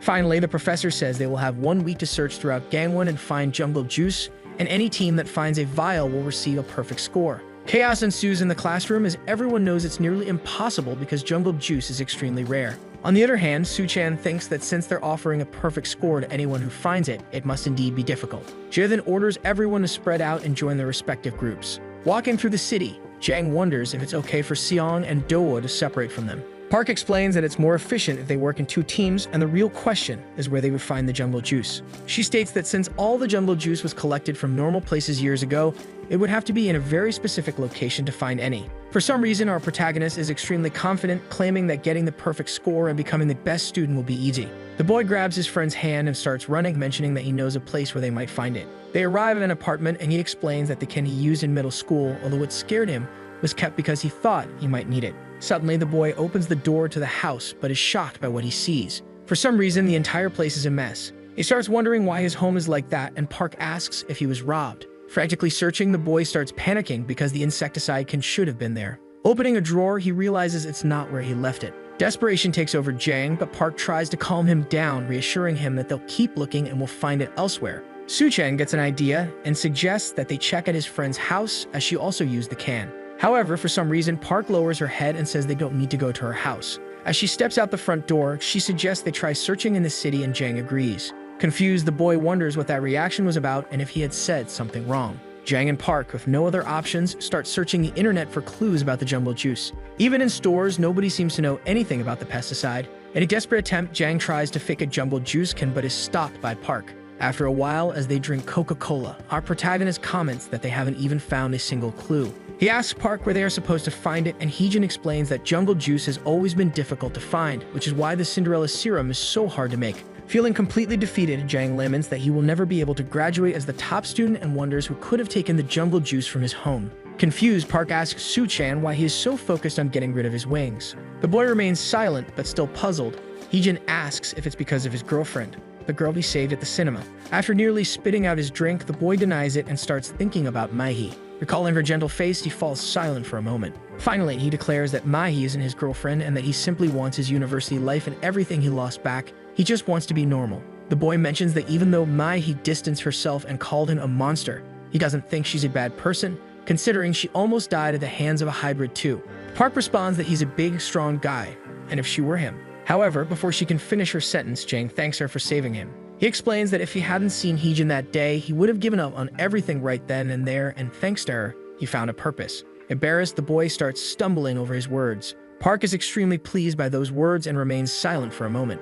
She then asks her friend if Jang is grateful for having decided to come with her to the nest. The boy replies yes, but suddenly he remembers that she was the top student in the first semester. Su-chan says that with that, she must have worked incredibly hard and probably really wants to return to being normal too. However, with a serious expression, the girl explains that she doesn't want to go back. Jang is utterly confused by this, but suddenly he receives a phone call. It's Sidong on the other line announcing that they found something special. He explains that they found an abandoned warehouse that used to belong to the company that distributed jungle juice, Natural Life. Seong concludes by saying that if they grab all the jungle juice there, not only will they get the perfect score, but they'll also be able to make hundreds of Cinderella serums. However, upon hearing this, Park stands up with a shocked expression. She tries to warn her friend, but before hanging up, Seong just says he'll send the address and ends the call. Immediately, Heejin starts running, saying they need to get there right away. Finally, the girl explains that their task was to recover already sold cans of jungle juice because the nest has tried before but has never been able to find any unsold stock. So someone suddenly finding an entire warehouse full of jungle juice seemed very suspicious and was likely a trap. We skip to the night, when after flying for some time, our protagonist finally arrives at the warehouse. Looking at the building, he mentions that it seems creepy and wonders if his friends went that way, but Park can only question how the two of them even got there. The boy says that the place gives him a bad feeling as they start entering the warehouse. Inside, the young man asks his friend if it really is a trap, while looking at some crates around him. Using the light from his phone, he comments that the place seems pretty real, but Park says they need to find the others first before worrying about that. Su-chan suddenly bumps into a box, and while wondering who would set up such an elaborate trap, he notices several cans of jungle juice inside. Picking one up, he calls for Heejin and says that maybe it wasn't a trap after all. However, suddenly Park, who was running, is struck in her side, wounded. Jang can only watch in horror as the gentle girl falls before his eyes, with someone asking if he found what he was looking for. A man with an insect-like hand claims to have found his prey. Seeing his ally bleeding out on the ground, Jang is filled with rage. He flies at his enemy using all of his strength to defeat him. In a flashback, Jang recalls a time when, as a child, his grandmother told him he would have to say goodbye to his parents. He thought he would get used to farewells, but as he looked at a photo of an elderly man who had passed away, he realized that wasn't the case. Saying goodbye to someone close is something you can never get used to, no matter what. The creature that injured Park wears a menacing expression and says he understands why Jang is so angry, but warns that if the boy attacks like that, he'll die too. The man then uses his centipede pincers to try to wound Su-chan. Our protagonist uses his compound eyes and dodges the attack, then immediately charges at his opponent. With a powerful punch, he hits the centipede right in the jaw. After the hit, Jang thinks the attack was effective, since he landed a clean punch to his opponent's jaw. However, the enemy says he's fine and tells Jang not to worry. Once again, Su-chan is facing an enemy with incredibly tough skin. Realizing this, the boy recalls what the mantis said about it being called an exoskeleton, and how their bodies become extremely resilient after feeding. The centipede is impressed, noting that Jang, despite having a dragonfly complex, has never consumed anything. Confused, Jang asks what the boy means, and the centipede explains that it's what they call eating another human insect. The psychopath claims that carnivorous insects, like them, can also eat other insects. He goes on to say that his first experience eating another was incredible, like eating drug-laced meat, and just a small piece was enough to get him hooked. While he was indulging in pure euphoria, he made a fantastic discovery. The more human insects he consumes, the stronger he becomes. The centipede explains that in a society where money and politics mean everything, he was just a small, insignificant worker. But now he has escaped those constraints, seeking true power. Like an animal, he possesses the powers of his insect species, and with that, all carnivores can crush the society and its systems, rising above the weak. Finally, the man reveals that an unknown person told him to wait in that fake factory, promising free food, and he's pleased to find it was true. The centipede then uses his pincers to trap Jang, who fails to dodge the attack. Without hesitation, the carnivore slams Jang into the wall, but for some reason, Su-chan says that's all nonsense. While prying open the pincers that held him, the boy asks why the centipede was doing all of this and questions it was just for power. In his fury, Su-chan easily frees himself from his enemy's grip. He demands to know if that pathetic motivation was the reason the centipede killed Heejin. The young man curses the centipede and without thinking twice, charges at him again. This time, he lands another solid punch to the centipede's face, visibly affecting his opponent more than before. However, the centipede barely manages to use his pincers to pierce Su-chan's leg. Right after that, the centipede uses the strength of his body to throw the young man away. The man states it's a shame because no matter how much Jang gets up or flies, he is on a completely different level from the boy. After saying this, the centipede charges once again to attack him. The assassin hits some boxes and shelves nearby but misses his target. Despite his enemy's strength, Jang charges again, thinking that no matter what level his opponent is on, he won't give up. However, once more, he is hit and thrown across the room. Even while bleeding, the boy gets up and charges again, stating that no matter how many times he falls, he'll keep fighting. As he says this, he remembers the gentle look of his friend, Park. So once more, he rushes toward his enemy and declares that nothing matters because he will kill that centipede without a doubt. With this new attack, the insect man admits that now he can at least feel a punch. Our protagonist becomes desperate, realizing once again that his attack caused no damage to his opponent. Finally, Jang recalls the training he had with his professor and tells himself there's still a way. He remembers the technique he practiced every night with Professor G, knowing it could be extremely useful. If he uses it now, it could work, so Jang flies toward the centipede once again. However, for some reason, something happens and the young man suddenly falls to the ground. Jang realizes that his wings have stopped moving and wonders why. Looking at them, he can only ask himself why this is happening all of a sudden. He recalls when his professor warned that using his powers would have side effects, and this was the price he paid for using the complex without thinking. Refusing to believe he's going to die, the boy keeps begging for his wings to move, but the centipede doesn't care and prepares to attack him. The pincers were already near Jang's neck, and he kept shouting for his wings to move. But suddenly, Park steps in, defending our protagonist from the attack. The girl stands in front of him, leaving Jang utterly shocked. Seeing his friend standing there, Jang wonders how Park managed to recover from her wounds. The centipede, enraged to see that the girl was still alive, becomes even more furious. Without hesitation, the assassin demands that Park stay dead and attacks again. Heejin, completely still, says that Jang once asked her about what her complex was. Then, with the pincers coming her way, she turns around without hesitation. The girl manages to block the attack, making the centipede's strike ineffective. The young man, having his attack deflected, groans in pain as his pincers are injured. Finally, Park tells Jang to pay attention because she's going to show him her true power. A little before Park's battle begins, we flash back to a dark street. Two girls and a boy are standing there, and one of them says someone is coming. We see that they are calling Park Heejin, a high school student, a cockroach. For some reason, the girls start mocking her, saying that when she walked down the stairs, she didn't actually go down. She went up, which meant she lived in a basement. The girls continue to make fun of the poor girl, while Heejin can only think that people's feelings toward poverty start with pity.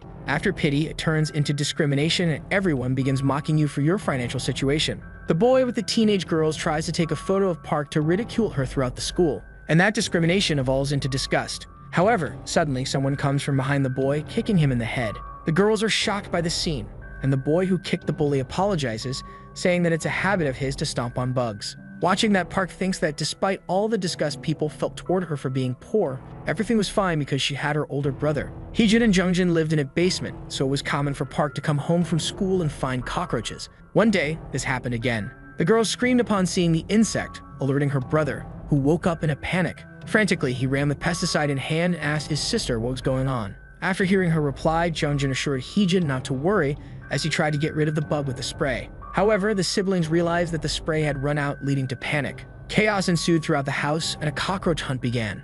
After turning the entire house upside down to kill that insect, the two sat down to rest. While looking at his phone, Jungjin saw a pesticide for sale called Jungle Juice and asked if his sister wanted to try it. She agreed but mentioned that they didn't have any money. Her brother told her not to worry about the money and to just focus on studying, and in her mind, Park thought that in that basement they only had one ray of hope. That ray of hope was her brother, who always wished to send her to college. However, all that hope darkened the day Jungjin died. The girl explained that her brother died of exhaustion. He died at work, pushing his body beyond its limits just to earn a little more money. In other words, poverty had killed her brother and poverty had extinguished her light. Park wished it was just a bad dream as she cried, completely devastated. The day after Jungjin's death, the girls who bullied Park came back to do something. One of the girls opened a box full of cockroaches and said she was going to do it because Park's brother had kicked her boyfriend in the face. From a small window that led outside to the street, the girl began pouring those insects into the house. Seeing that, which disgusted her so much, Park panicked. Heejin could only scream, wishing it was just a nightmare. After doing this, the girls ran off so they wouldn't get caught. A swarm of cockroaches started running in all directions, and Park said that no matter what she did, she couldn't escape. Because poverty always found a way to creep into her life, and whenever it did, she was trapped in a deep darkness that consumed her. Seeing that swarm of cockroaches, as Park tried to flee, she stumbled upon a can of jumbo juice that her brother had bought. The insects began moving toward the girl, who grabbed the pesticide to defend herself. Heejin then sprayed jumbo juice on all the cockroaches there. We then returned to the moment of the fight where Park had charged at the centipede, striking its pincers. The girl doesn't stop attacking and continues landing multiple blows on the maniac, who is thrown backward. After being thrown into some boxes, the man thought he had really killed Park with that earlier attack. The girl jumps into the air to land another hit and demands that the assassin tell her where Dowa and Seong were. Park attempts to kick her opponent but misses, hitting only the ground. Jang, watching the fight, thinks it's incredibly powerful and realizes he can't even help. Still confused, the boy wonders how his friend is fine after taking such a huge hit earlier. Clenching his fist, the boy says he thought his friend was dead. Park walks over to Suchan, and the boy asks how she is since her hand is bleeding. The girl tells our protagonist not to worry because she heals very quickly, and suddenly her wounds begin to regenerate. Seeing this, the boy asks if that rapid healing was part of Heejin's complex, and she confirms it. Finally, Park explains that it happens because she's a cockroach. The centipede hybrid charges at Park and says that based on her movements and resilience, he knows what kind of insect she is. With the knowledge that she's a cockroach, he asks where she was transformed into an insect and guesses it was probably in a dark, damp place. The man suggests that Heejin was transformed in a basement, and upon hearing that, Park becomes furious and charges at her opponent in rage. A battle in the sky begins between the two, and the assassin realizes his theory was correct. Jang, seeing his friend's incredible abilities, thinks that's probably why Park hid what kind of insect she was. Once again, he tries to help her, but once more, Suchan falls to the ground, realizing his body isn't responding. The centipede tries to land multiple hits on Heejin, but she dodges them all. In his mind, he's extremely frustrated because not only was Park strong, but she was also so fast that he couldn't land a hit on her. The centipede thinks that even a cockroach isn't immortal, and if he could land a single solid hit, it would be enough. The maniac has a brilliant idea, realizing that Jang is likely the girl's weakness. He shifts his attack away from Park and heads towards Suchan, who is unprotected. Seeing this, the girl tries to stop it, throwing herself in front of her friend. Suchan, realizing what's happening, pleads with Heejin not to go there. But before he could do anything, Park had her chest pierced by the centipede's complex. The girl was lifted into the air, bleeding as Jang watched the whole scene unfold. The centipede man withdrew his pincers from the girl and declared that she was finally dead. Jang then saw the gaping hole in his friend's stomach.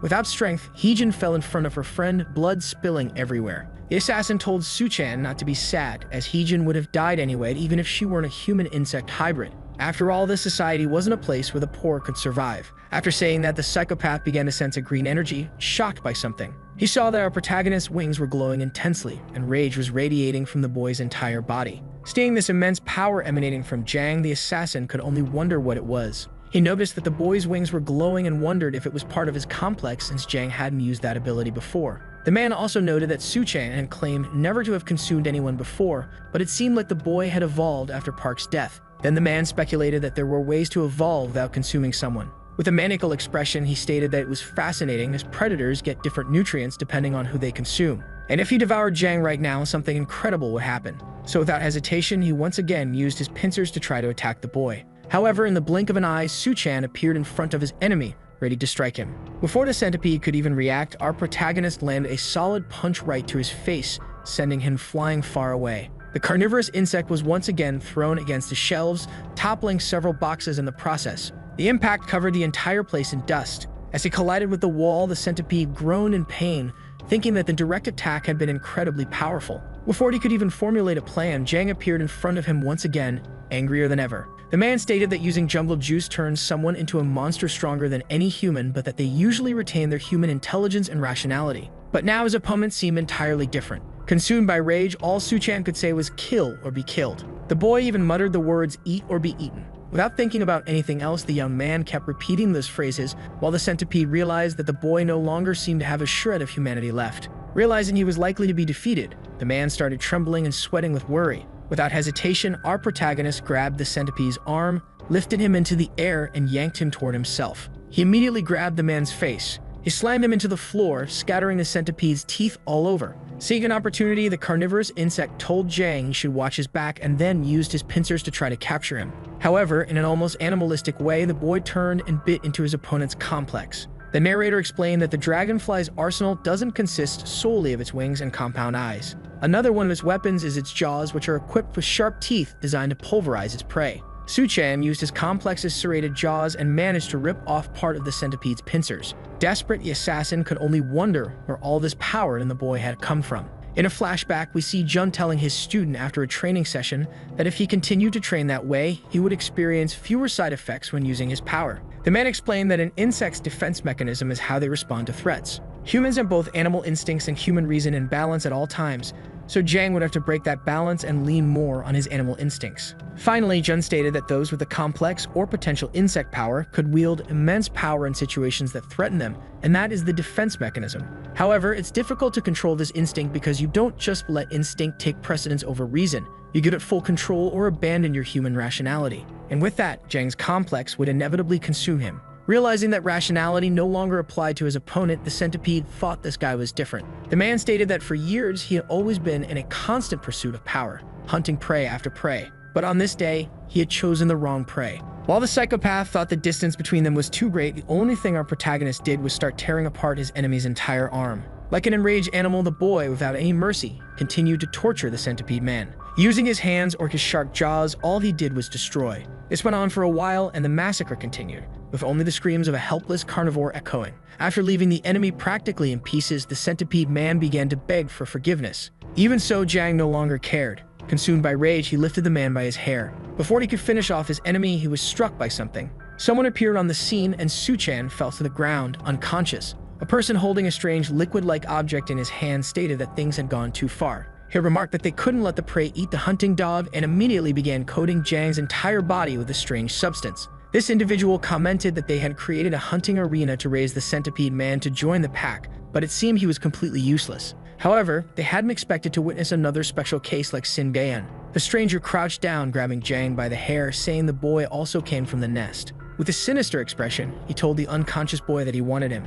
However, he mentioned that the people from the nest were very good at finding things, and outside, we see several soldiers searching for Park's group. The mysterious figure noted that he didn't have time to deal with those people and said it had been fun, though brief. Jang began to wake up and saw that strange figure standing before him, saying that he hoped the boy would become even more of a monster next time. The nest people soon arrived and found the warehouse. The three soldiers were extremely uncomfortable seeing the name Natural Life because it didn't make sense for that warehouse to exist there. Suddenly, they saw someone emerging from the darkness of the warehouse and prepared themselves. However, it was Jang carrying Heejin in his arms and asking for help as his friend wasn't breathing. After some time, Su-chan returned to the nest. Waiting for them was Professor Jun, accompanied by a few others. Upon seeing the shocking scene, Professor Jun was visibly disturbed. He watched his student enter the nest with Park's lifeless body in his arms. The two remained silent, staring at each other for a moment while others called for a medic. Jun broke the silence, asking what had happened to the girl. Shaken, Jang explained that they had gone to an abandoned warehouse to search for jungle juice, but there was a human-insect hybrid there. Furious, the professor broke a medical stretcher that they were about to use to carry Park. Grabbing his student's shoulder, he demanded Jang stop talking nonsense as their task was just to find cans of pesticide. Thus, a fatality made no sense, but even so, Jang remained silent. A red-haired woman who appeared to be a doctor commented that the old man was embarrassing himself in front of everyone and needed to improve his temper. Professor Yuan questioned why the professor had broken the stretcher, noting that they wouldn't be able to move Park now. He asked why the doctor was there, and the woman explained that she went wherever there were patients. Finally, the woman asked Jang to lay Heejin on the ground and began taking off her glove. The boy did as instructed, and the doctor approached the girl, placing her hand over her wound. Our protagonist, confused, asked what was happening until he saw something surprising. A blue substance began to emanate from the woman's hand, and he wondered what it was. The woman's assistant reassured Su-chan, explaining that it was just treatment since Professor Yu had a very special complex. The assistant further explained that half of Yu's complex was from a firefly of the order Coleoptera, while the other half was actually a parasitic fungus found in insects, the cordyceps. More specifically, it was Ophiocordyceps sinensis, a type of cordyceps used for research, known to enhance energy and possess regenerative abilities. Finally, the woman commented that Professor Yu's complex was one of the most mysterious and useful abilities in the nest. As the woman activated her power in the blink of an eye, Park's wound was completely healed. Jang grew excited and asked if this meant his friend would survive. However, Jang's world crumbles when Professor Yu explains that it was already too late. Huan comments that Park's heart had stopped some time ago, and her complex could only heal wounds but unfortunately couldn't bring the dead back to life. Jang remains shocked and silent, and even Jun says nothing. Finally, the professor asks the other medics to take Park's body into the hospital. Jang becomes desperate and clings to his friend's body. The medics try to take Park, but the boy pushes them away, still holding tightly onto his beloved friend. In her mind, Heejin is dreaming of memories with her brother. She remembers the moment she said she hated insects so much and hated their insect-infested house, wishing they had been born rich. Jungjin responds that even insects seem cool when they are transforming, since even butterflies, dragonflies, and cicadas are incredible. He explains that even though insects are disgusting, they have moments where they can be beautiful, and the same applies to humans. In other words, no matter how hard life gets, there will always be a happy and beautiful moment. Upon hearing this, Park finds it extremely embarrassing and argues with her brother, kicking him. He stands up and tells his sister that despite everything, it's fun when they act like idiots, and that she needs to learn to hold onto the little pieces of happiness. With a ray of hope for his sister, Jungjin extends his hand and says he'll take care of any insect she wants. No matter how poor they are, they will keep fighting and living. As this dream comes to an end, Park responds by squeezing Jang's hand. Jang stands up, and everyone around notices something happening. For some reason, a change is occurring throughout the girl's body. The narrator explains that every insect goes through metamorphosis, shedding its old exoskeleton to grow. No matter how disgusting an insect might be, the moment that little life breaks free of its exoskeleton to move into the next phase of its life is its most beautiful moment. Park activates her cockroach's defense mechanism called Flower of Life, and a radiant glow begins to emit. As if resurrecting from the dead, the girl begins to open her eyes. The storm dissipates and Jang is beaming with joy, seeing his friend alive. Still confused between reality and her dream, Heejin asks the person in front of her if he caught that insect. Jang squeezes her hand and reassures her, saying yes and telling her not to worry. Finally returning to reality, the young woman starts wondering what was happening. But before she can say anything else, our protagonist embraces her. Crying, he tells her how happy he is. He's incredibly happy that his friend is okay, and with that, all the medics rush for Park. A while later, we see the Nest's medical center. Lying on a hospital bed, Jang is talking to someone. In front of him were Dowa and Seong, and annoyed. Jang asks where they had been since they spent so long searching for their friends. The blonde boy says he was sure they were in another warehouse building and not in the one where their friends were attacked. He begins to explain to Jang what had happened and how. While they were searching the warehouse, something suddenly happened. Out of nowhere, a loud noise echoed and all the shelves collapsed on top of them. Finally, Seong says they were trapped under debris for hours. Jang, though annoyed, admits that at least his friends weren't dead. Finally, Chahai asks where Heejin is, and Jang informs him that she went to the lab for a physical test.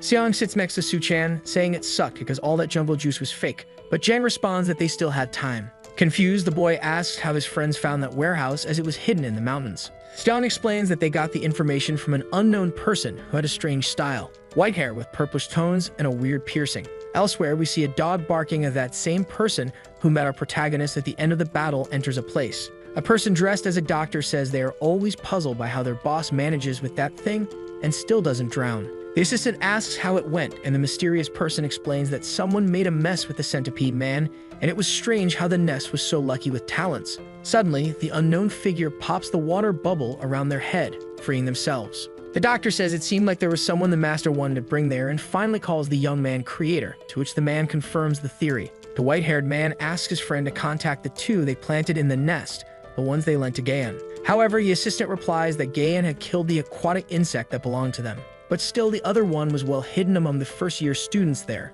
The creator finds this fascinating and thinks they will try something fun. Our protagonist explains that after that, they continued searching for the jungle juice but couldn't find a single can, and the deadline for the assignment arrived. In the classroom, Jang was trembling, thinking that it was absolutely terrible since his group hadn't collected any cans. Jun, who was teaching, announces that all the groups failed to collect jungle juice. The students revolt, saying everyone knew this would happen because the power killer cans were impossible to find. In response, Professor G comments that it was expected they wouldn't find any, which leaves the students shocked. He states that he knew something like this would happen because the purpose of the assignment was to show how difficult it was to find jungle juice nowadays. Jai explains that, as they experienced firsthand during the assignment, the nest was having trouble recovering these cans, and there was a reason for it. That reason was that jungle juice was also being sought by another group of human insects. The professor informs them that they don't know much about this organization. All they know is that these terrorists use jungle juice as acid in attacks and turn innocent people into human insects. They use invasive and dangerous species, with their goal being to create various types of human insects. Jia adds that of course some nest students were also transformed against their will and without reason into jungle juice users. Finally, Jay states that until now, the terrorists' interaction with the nest had been insignificant, and they had been kept in the dark for a long time, so there had been little contact. But recently, these madmen did something bold and open. They set a trap for the nest. Jun asks all of his students to listen carefully because things will now be different from the first semester. From now on, they will seriously confront these individuals when they are given real-world assignments to complete. The professor also states he will be frank and says that his students can quit the course and leave the room now, because fighting against these types of people will be a true eat or be eaten scenario, a matter of life or death, and it's extremely dangerous. Jun says that, just like Group A, they might suffer serious injuries and wounds. Or like in the recent Mantis escape, they could even die. Lastly, he mentions that some of them have already experienced near-death situations, so he only wants students who are ready to face death and die for the cause to remain. All the students are extremely uncomfortable and hesitant. However, Jang stands up and says he wants to ask something. Unexpectedly, he asks if fighting these dangerous people is part of their grade. The other students are confused by the question and the boy's boldness. Professor Jun promptly responds that yes, due to the dangerous factor, the credit given for the course will be reflected appropriately, helping in the path to graduation. Upon hearing this, Su-chan replies that if that's how it's going to work, then he has nothing to worry about. The boy thinks that he failed to enroll in Professor May's course and had to choose this one, believing he was out of the race to be first in the class. However, this was a high-risk, high-reward situation, so it would pay off. Seong, hearing this, comments that even after returning from the brink of death, the boy still wants to be first in the class. He also says that when he heard Lee Hanbyul and Kim Jangjin had died, he thought it was too much to handle. But if these people are going to cross the line, he will end every enemy. Doa also gets excited, saying she really wanted real fights and that's all she's ever wanted. The other students agree, knowing that they signed up for this and it can't be worse than living as an insect. Park simply sighs and agrees, while Professor Jung thinks that every semester, first-year students are always warned about the dangers. But until that day, the warning only served to caution about the chance of injury, and many usually quit just because of the possibility of getting hurt. However, he liked the first-year students that year because even when faced with fear or death, absolutely none of them dropped out of the course. After that, the man tells the class that they are dismissed. Finally, he says that starting next week, they will have a special kind of class and it won't be complicated. Jun also gives Park an instruction. He then tells his students that it will be a good opportunity for them to get to know each other. Holding some strange food in his hand, Jang looked confused, trying to understand something. He remarks that for a semester opening party at the nest, it seemed pretty normal. Jung says that actually it's weird to see people acting normally even though they are half insect. Park, looking at him, thinks about the moment where she woke up after having died and considers telling him something. However, Seong is being choked by Doa and begins asking Jang for help, which he immediately provides. Park asks Doa to stop and the girl lets go of their friend, saying she was just bored. She starts banging on the table, demanding more drinks. Seeing this, our protagonist notes that Doa is full of energy every day, but when she's drinking, it's even worse. Looking at Seong, he asks if he enjoys getting beaten up and if it's some personal preference, but Seong quickly denies it. He explains that he just didn't want to see his friend upset because that's how Doa shows affection. Seong adds that Doa didn't have many social interactions before, which is why she doesn't have a good way of communicating. Su-chan responds that he understands but notices something happening. He sees a hooded and strange person talking to Doa. This person's name is Lee Ju-hyang, and he invites the Scorpion Girl to go drink with him. Confused, Jang asks who this person is, and Park replies that he seems like someone Doa knows from the lab. Unlike how she behaves with Seong, Doa hugs her friend Lee and acts affectionately. Jung and Seong are both shocked by this behavior. Our protagonist starts teasing his friend, saying she's affectionate with some people, but the blonde quickly tells him to shut up. Su-chan then says that, in any case, it's the first time he's seen her act like that, and they wonder if there's something going on between those two. However, the gray-haired young man looks at Jang with a strange expression. Jang feels a crushing sensation from his gaze and wonders what that was all about. He starts questioning what had happened and if what he felt was real. Outside, we see Lee on top of a hill, thinking that it seems like he wasn't caught. Looking back, he sees Doa completely wrapped in webbing, and Lee thinks she's asleep because of all the alcohol and will probably stay that way. The young man approaches with an apparently malicious intent and says he just hopes she doesn't wake up. Lee, for some reason, seems about to touch Doa, saying that what's about to happen will be better for her. However, someone appears, grabbing his arm, and Jang demands to know what the guy was doing. He stares into Lee's eyes and asks him to immediately explain what he was about to do. The medical assistant then asks the creator who he wanted to bring there. The man wonders if his master really wanted that dragonfly, but the white-haired man responds that his subordinate didn't need to worry. He states that the person he wanted most wasn't the dragonfly man, although he still desired him. However, there was someone he really wanted to bring at that moment, a little toy they had been working on for some time. We then see that this toy was Doa, who was tied up. While holding his opponent's hand, our protagonist asks who the hell he was and what he was going to do with Doa. With a shy face, Jang asks if Lee was the girl's boyfriend, but the young man shrugs it off and tells him not to say such nonsense. Su-chan approaches his colleague and says that Lee was putting his hands on a defenseless person, and that was a crime. Angry, Jumian grabs Su-chan by the shoulder and throws him away. As he does so, Jang notices some black feathers floating around him. One of them hits him and for some reason pierces his body. Lee says he would be careful if he were Jang. The boy explains that those are his poisonous bristles,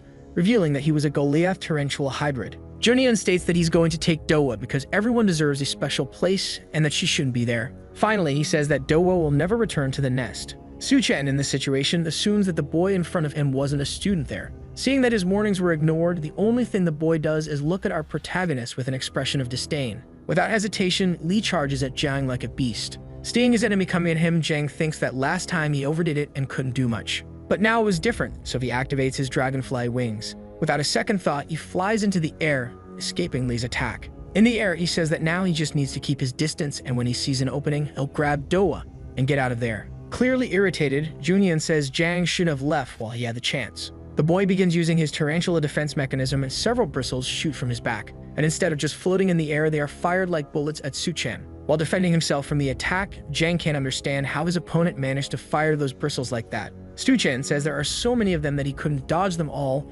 wondering what kind of overpowered ability that was. Jang lands on the ground and starts running, thinking he needs to return and ask for reinforcements. However, in the blink of an eye, Lee appears behind Suchen, grabbing him by the collar. Annoyed, he says that as he suspected, they'll have to take the boy too. Back at the party, Park is thinking that her friend is taking too long. She mentions that she wanted to ask Jang what happened that day, that there never seemed to be enough time when it was just the two of them. Heejin becomes shy and for some reason starts stumbling over her words while thinking about Suchen. Seong approaches her and asks if Park can call Doa since they were roommates. The boy, concerned, says it's been an hour since he last saw the girl. Heejin looks extremely confused until a drunk person raises their hand, claiming to have seen Doa earlier. The person explains that somebody had taken her outside, and Park and Seong realize what was happening. Back at the fight, Jang quickly frees himself from his opponent and immediately puts some distance between them by flying backward. However, once again, the tarantula hybrid appears behind him. Our protagonist realizes the tarantula is too fast, so he needs to fly upward,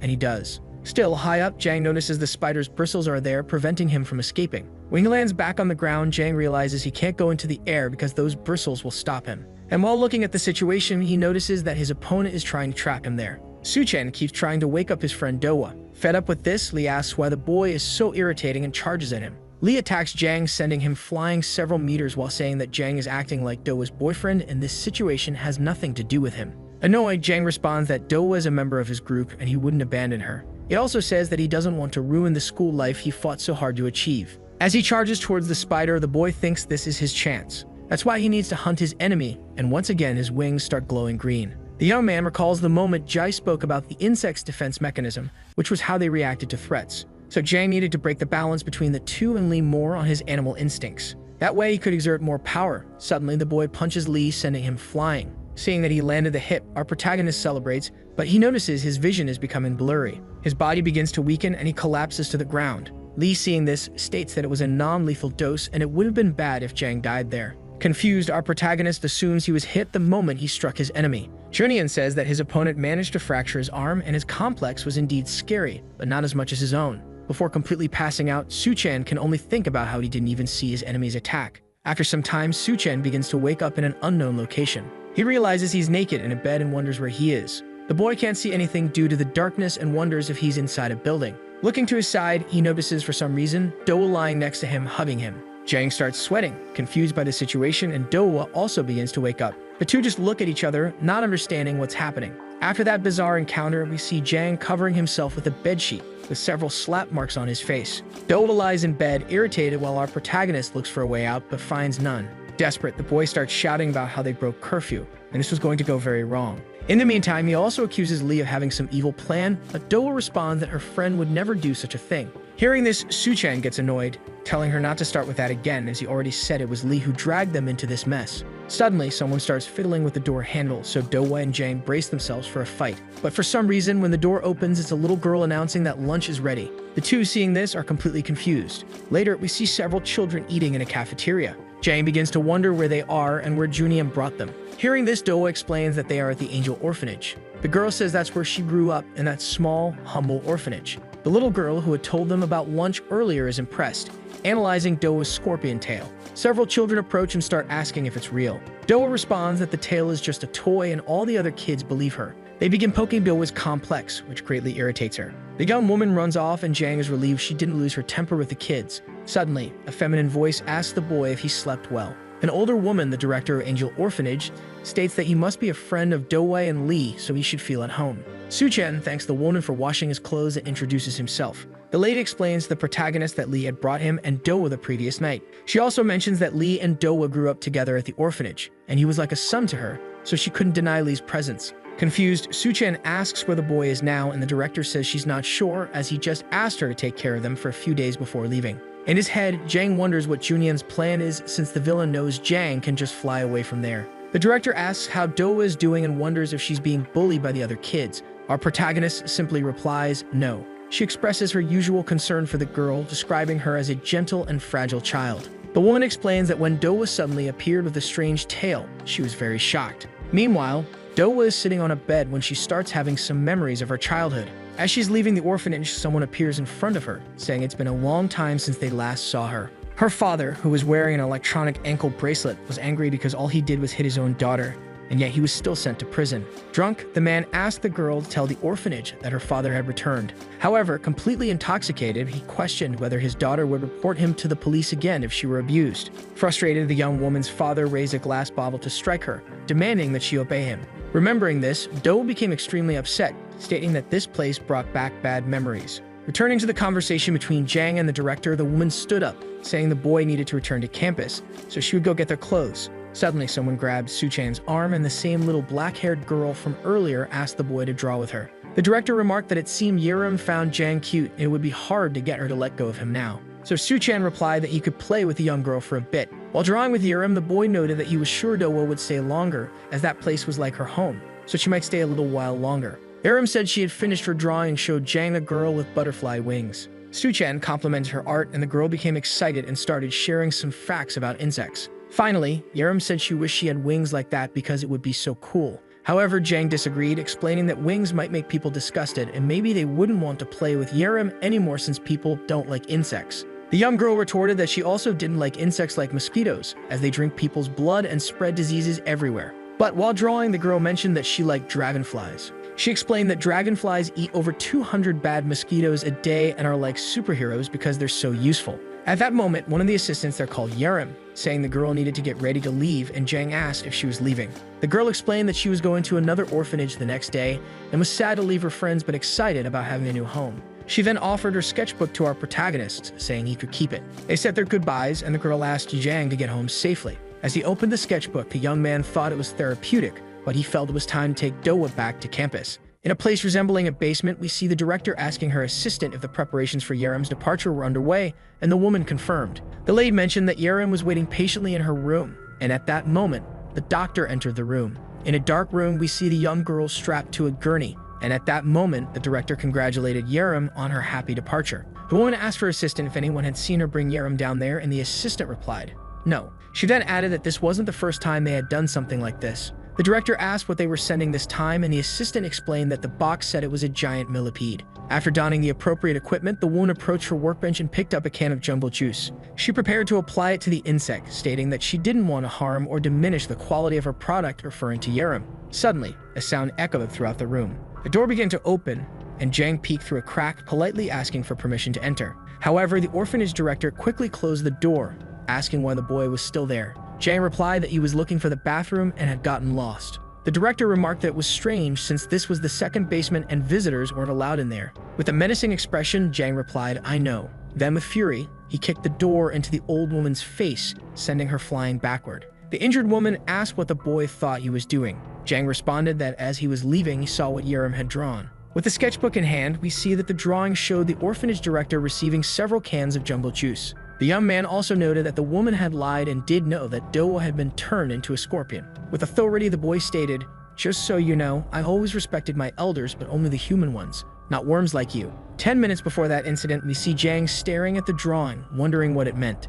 He realizes that Yerim and the girl had left through a door, and while walking through the orphanage, Jang notices a door with the inscription restricted area. The young man tries to enter, but one of the orphans says that those stairs lead to the basement, and the teachers yell at anyone who tries to go down there. Confused, our protagonist wonders why there was such a basement in an orphanage. Su-chen realizes that there was probably something underneath, which is why he goes down. The boy who tried to warn Su-chen attempts to stop him, but it was already too late. Lee had also arrived at the scene, only staring at the basement door as it closes. Back in the present, inside the basement, the director remarks that it's impressive that the boy managed to find that place with just a drawing, especially because they protect that area by cutting off from the ground floor, and Jang had probably defeated all the guards protecting it. The woman says she didn't understand why Junian chose to bring the stranger there, and that if Jang had just gone home quietly, he wouldn't have gotten hurt. Then one of the people assisting the doctor moves to attack our protagonist. However, without mercy, Su-chan strikes the woman, throwing her away. The old woman, confused, questions how that boy could be so powerful. Looking at the pictures of all the children who had been transformed, Jang asks the doctor how many children were tortured.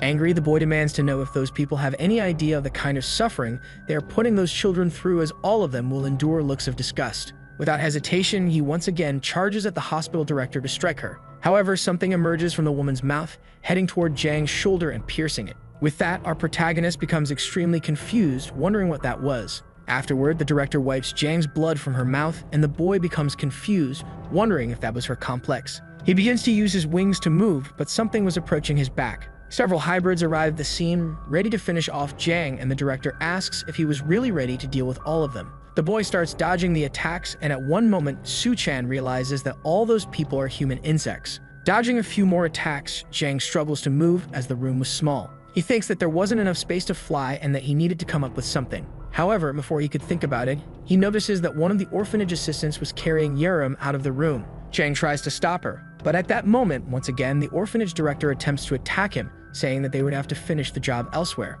The woman mentions that it seemed Junian was thinking about convincing Jang to join the cause, but she believes the boy would be more useful dead. In the room, Doa was sitting on her bed staring at a teddy bear. Lee arrives carrying a bag, saying that he managed to get some clothes and other things for his friend. The boy explains that he brought those because the orphanage only had clothes for children and Doa would probably need something better. Changing the mood, the girl says that she just felt a huge tremor coming from the basement. She asks what that place was and wonders if that was really the orphanage she remembered. Without lying, the boy explains that in the orphanage's basement, there is a laboratory that transforms children into human insects. Upon hearing this, Doa becomes completely furious and approaches her friend, grabbing him by the collar and questioning what he was talking about. Lee retorts, asking if the girl remembered what her life used to be like before becoming a human insect. We then flash back to the moment when the girl's father tried to attack her after getting out of jail. Lee was arriving at that scene, saying to Doa that the girl he once knew was very fragile and extremely weak, unable even to protect herself. Junian says that Doa in the past couldn't even stand up to something as terrible as her own father, and all she did was beg for mercy while being beaten. The truth is that she didn't even have the strength to defend herself from the attacks. The young man says that he wanted very much to help his friend and even thought about killing her father. But even if he helped her in that situation, it wouldn't solve the problem, because she needed something different. The girl needed to change, adapt, and most importantly, improve. Doa, upon hearing that statement, realizes that's how she became that monster. Lee says that he knows it's a lot to process, but he mentions that in the end, the girl turned out fine. Because in the past, Jungle already made her strong, not just on the outside, but on the inside as well. So on a day when her father once again went to beat her, the girl defended herself. With that, the man became even more furious and prepared to give the girl another beating. However, by becoming a human insect, she finally ended that pain and became free, beating up her own father. Jumian says that those children are no different, as all of them are poor orphans abandoned by their parents. That means when they grow up, they won't be able to survive in the real world. Because the paths of those children were chosen the moment they were born, they need a fresh start. With jungle juice in his hand, the boy states that the spray is the only thing that will help those children start over. He asks Doa to imagine a natural world where circumstances don't decide your fate, and in that world, you don't need to hide your tail or wings. The boy says he serves a person who can make that world a reality, and he could change the whole world for human insects. Taking Doa's hand, the boy asks her to forget about Cinderella and the nest, and that even if she returned to normal, she would still answer to all the powerful people. That's why Lee asks the girl to join them, as that group will create a new world where no hybrid needs to be imprisoned. Appealing to empathy, the boy asks if Doa will stay with him as they are friends. Doa responds that it's clear they are friends. However, suddenly, she strikes the half-spider boy, throwing him far away. The boy is hurled against the door of the room, ripping it off. The scorpion girl says that since Lee is her friend, she won't sit back and watch him ruin his life. Finally, Doa says she won't let Junian do that, even if it means she has to beat him up, because she would only do it enough to knock some sense into her friend's head. Down in the basement, our protagonist was in a heated battle, with all his blood being drained. Upon closer inspection, the young man sees that all those people were mosquitoes. Seeing she was at an advantage, the orphanage director says that in 3 or 4 more bites, the boy would be defeated. She claims she's sure Jang would like to find the child from earlier, but you should give up now, as Yerim is a valuable product that belongs to the creator. With her strange tongue, the woman says Yerim has already been taken to another facility, and there's nothing Suchan can do. Our protagonist begins to recall what Yerim had told him about dragonflies eating more than 200 mosquitoes a day. The boy comments that the little girl had said she really liked dragonflies because they're like superheroes. Jang says he knows she's just a child imagining silly things, but now that he's heard what she thinks, he wants to do something. The doctors there realize something they didn't want to. All prey face a moment when the same instinctual fear settles into their beings. A moment when the prey encounters an invincible natural predator. At that moment, Suchen begins to use his power, saying that he has no other option but to become Yerim's hero. Seeing all the power of that dragonfly, all the doctors are terrified. Jang thinks that he first needs to rescue the child. However, before he can leave, he is attacked from multiple directions by the mosquitoes, and the director says he won't get out easily. Once again, they all spit that substance from their mouths to try to drain Jang's blood, but he manages to dodge. The young man knows all those mosquitoes are fast, and he says it doesn't matter because he is even faster. Then, after dodging all the attacks, the boy manages to strike the mosquitoes. After hitting most of the mosquitoes, the young man goes and lands a direct punch on the last remaining one. The last of the medical assistants, after being struck, immediately falls to the ground, already unconscious. Even so, our protagonist wasn't doing well, as it was difficult to maintain that speed because it bothered his eyes. The director, seeing that her accomplices were defeated, once again tries to attack Jang, who manages to dodge. The boy thinks that he can't waste any more time and there must be something he can do. The orphanage window is shattered, and outside, Dowa and Lee are fighting. Looking at her friend, the girl says she will never accept that stupid plan. The boy responds that he knew she wouldn't accept it, but he just didn't think he'd have to make her give up by force. Lee once again begins to use the tarantula's final defense mechanism and shoots several bristles at Dowa. However, because she has an extremely resistant shell, the girl doesn't suffer any damage and calls the boy an idiot. She charges forward and strikes Lee while stating that his little tricks won't work. The boy comments that he thinks his stingers don't have much impact on that exoskeleton. Junian charges at Dowa and says he will use only brute force to take the girl down. However, using her tail, the scorpion girl jumps into the air and dodges. The girl asks her friend to give up and says that this was the time to end it and return to reality. Then Dowa lands 2 kicks right on Lee's face. After landing on the ground, the girl mentions that it was pretty cool, but she went easy on Lee since they are friends. Suddenly, a speeding bus passes by the girl. Dowa realizes that the director's medical assistant was taking Yerim away. Thus, the scorpion girl begins to chase that vehicle to stop it. The one who was kidnapping the girl manages to get a few kilometers away. She thinks it seems like she lost Dowa, as not even that girl could keep up with a car, and now she will just take Yerim to a quiet place. Suddenly, Dowa comes out of the woods and appears in front of the car. The girl stands in front of the vehicle and the assistant realizes that she had cut through the forest. Without hesitation, the girl uses her scorpion stinger to anchor herself to the ground and with her own hands lifts the massive bus. The girl says that this time the assistant really made her use her true powers. Without hesitation, Dowa slams the vehicle onto the ground, causing the assistant to hit her head.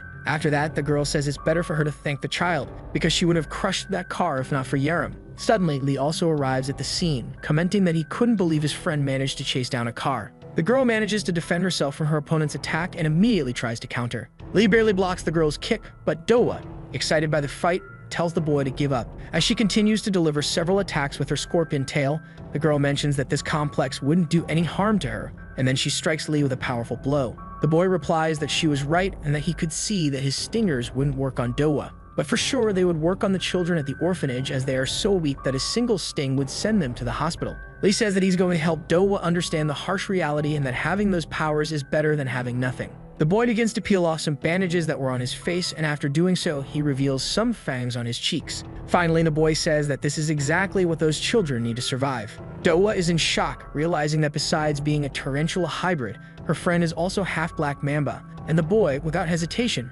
charges at her. With his snake fangs, he pierces his friend's neck and says that now she couldn't escape, as not even Dowa could avoid that. Because the moment the prey sees those fangs, the battle is already over. The scorpion girl tries to fight back, but she begins to get affected by the venom, and the boy replies that he didn't give her enough venom to kill her. Seeing the girl collapse unconscious, he tells his friend to relax and take a nice nap. The boy climbs on top of the bus and rips off the door, but he realizes that Yerim was already waking up due to the analgesic wearing off. He says that everything was fine and reaches his hand toward the girl, saying that now it's all over. But who arrives at an unbelievable speed is our protagonist, kicking his enemy in the back. Even after that attack and being thrown several meters away, Lee manages to stay on his feet. Junian becomes irritated that once again the transfer student was getting in his way. The boy says that he didn't expect the dragonfly to defeat all the insects, but he thinks that a natural enemy can't be overcome, not even by numbers. As he wraps his hand with his bristles, the boy warns that they both know how this fight will end, as Jang couldn't even touch him because of the stingers. Suchan agrees but says that's what happened before. Iram, who was waking up and looking at Jang, wonders who that person was. In a flashback, we return to the moment when Suchan was dodging some of the director's attacks. With his compound eyes, he scans the entire area and notices that there was a pair of protected goggles. We finally return to the present moment, and with those goggles, the boy states that things are different now, and he's going to defeat the tarantula. Lee explains to Jang that he brought the boy there so he could join his cause, and that it would be better than leaving a witness behind, but now he's just going to kill him. Then Suchan realizes that his enemy is making an attack. Once again, Junian uses his bristle slingshot, firing several black quittles in Jang's direction. Because the boy is wearing the goggles, he's able to use his maximum speed and easily dodges some of the bristles. However, others graze him and he realizes that they burn a lot. Irritated, Junian says that the newcomer will never defeat him since he has no tolerance for venom. In other words, Jang will never be able to get past all the bristles, and he'll never even be able to touch him. And that was impossible, but looking up, the boy notices that Suchan had disappeared. Immediately after, our protagonist strikes his enemy with a strong punch to the jaw. The boy is thrown several meters forward without being able to react or even see the attack. Lee, in the air with his mouth bleeding, wonders how that happened. Suchan responds that the boy could spread those bristles around all he wanted, but there would always be a moment when a path would open. And if he could hit that one moment, he could defeat that spider. The boy regains consciousness and manages to stabilize himself on the ground. As he flies toward his enemy, Suchan thinks that the goggles are protecting his eyes from the wind and dust, and now he doesn't have to worry about anything. Because of that, it's now a completely different game, and so the boy begins to use all his speed to escape all the bristles. Once again, he appears in front of Lee and strikes the boy, this time with a knee. Even with that powerful blow to his face, Junian quickly recovers. The boy uses his black mamba defense mechanism and tries to pierce Jang's neck. However, Suchan manages to step on his enemy's chest and quickly gains distance. He thinks it was a close call and that the bastard approached in an instant. With that, Jang assumes that those fangs are probably what Lee used to bring him down in their last battle.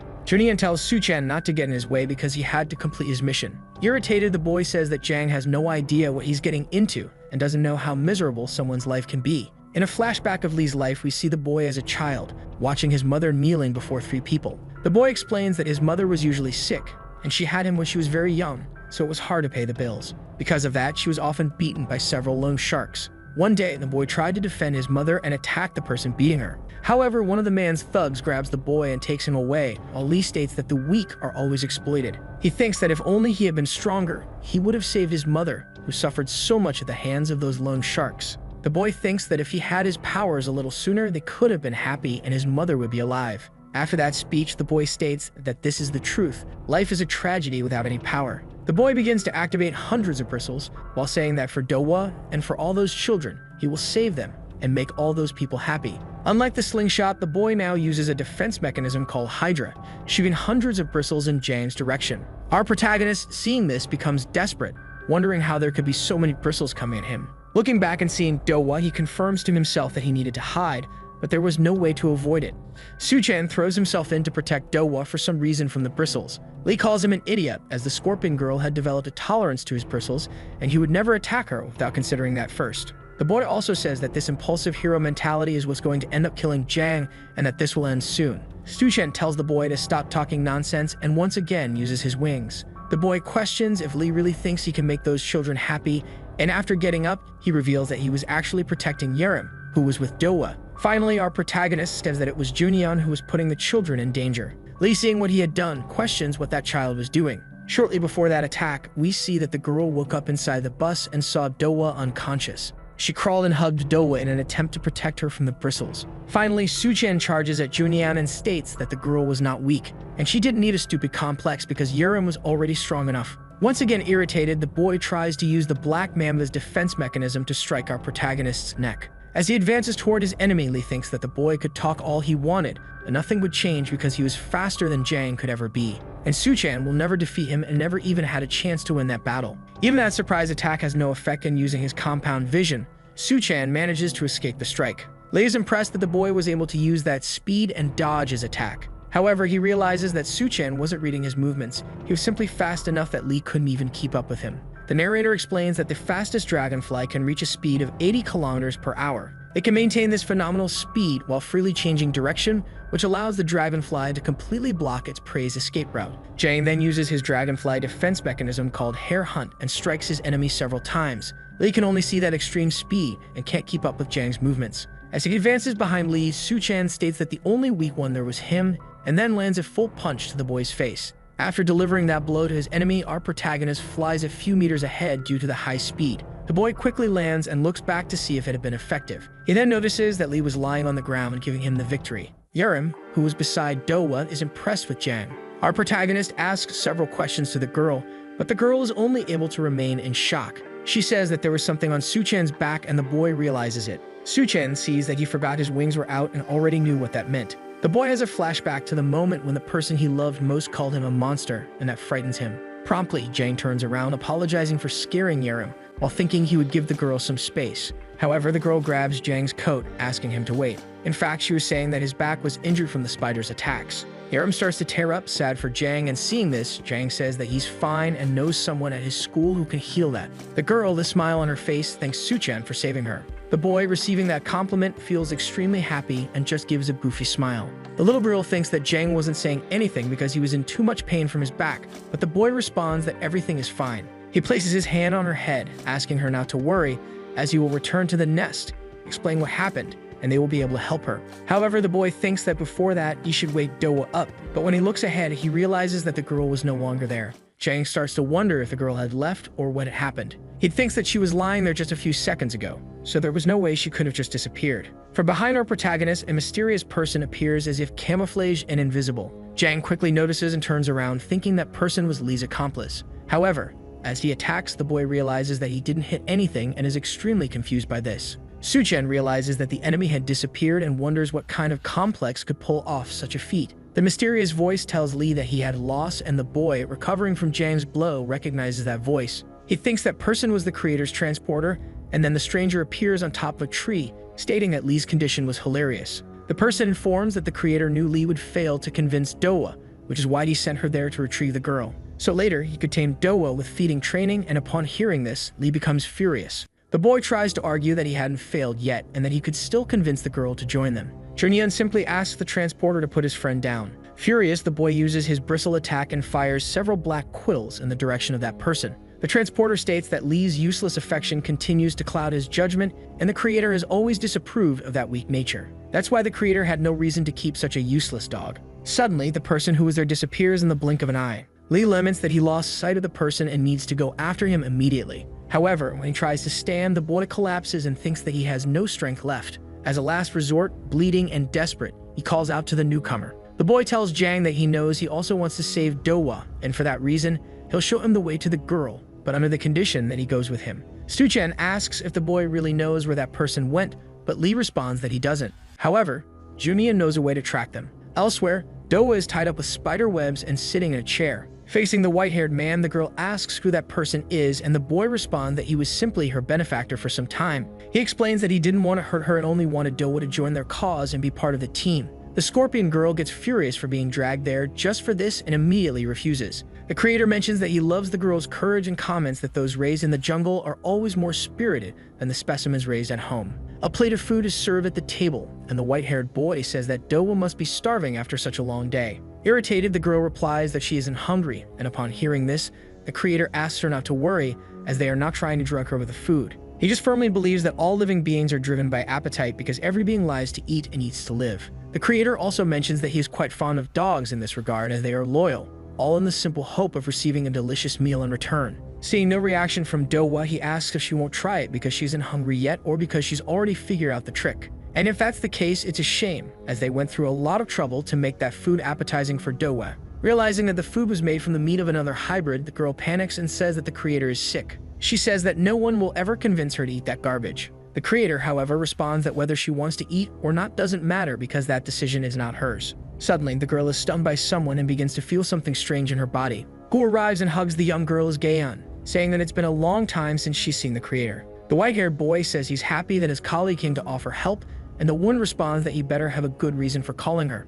Seeing the food on the table, Sin asks if she was called there just for that and wonders if they're playing around with the food industry. However, the mysterious being responds that this was feeding time, and what he wanted to show was how to brainwash a carnivorous insect with feeding. The boy explains that he calls it feeding training. First, he gets the insects addicted to the taste of meat and then uses that to break the spirits of stubborn specimens. The man also says that although Gaeon's venom is quite effective, it's temporary, but the effects of feeding training are permanent. Finally, he comments that with that method, Gaeon could take down the bastards of the nest that she hates so much, and the young woman admits that she's actually a bit tempted. She then moves close to Dowa's ear and asks the girl to eat the food. Dowa begins to approach the food, and the creator states that their minds are still conscious throughout the feeding process, but it doesn't matter, because once they taste it, all those insects from the nest and friends will look even more like delicious pieces of meat. However, suddenly something falls from the sky, breaking through the glass ceiling and hitting the table where the food was. Gaeon and the transporter don't understand what's happening and just raise their hands to defend themselves from the shards.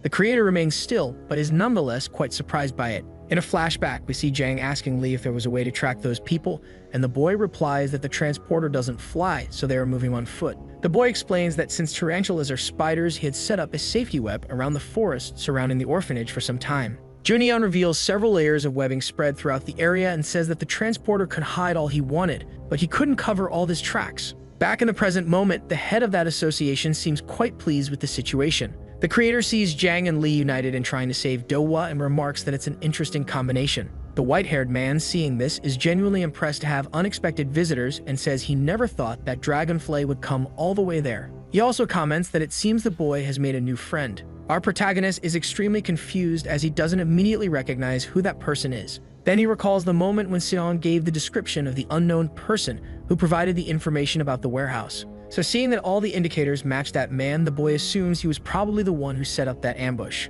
The boy also notices that behind him is Gaeon Sin. Lee states that it seems Dowa had been stung in the neck and that they should be careful. The boy informs them that the neurotoxins of the emerald wasp can alter the nervous system of its prey, and they are controlling her with Gaeon's abilities. And finally, he concludes that they are doing this to force Dowa to feed and turn her into their slave. Hearing that word, Jang thinks that feeding must refer to the act of eating another human insect and assumes the creator is probably forcing Dowa to do that. The creator shamelessly responds that he was only trying to tame the scorpion girl with food, but immediately, Lee throws several bristles in his direction. Lee demands that the man stop saying such nonsense as he had given his word that the people at the orphanage wouldn't be harmed, yet he was still trying to do this. Finally, the boy says the man better have a good explanation for it, or he'll make another enemy. The creator mocks Junyeon, then grabs a tablet, informing him that he's going to show Lee something from the lab. He turns the screen toward the boy, commenting that he surely was dying to see this. On the tablet screen, you can see several children who once belonged to the orphanage, now part insect and eating human flesh.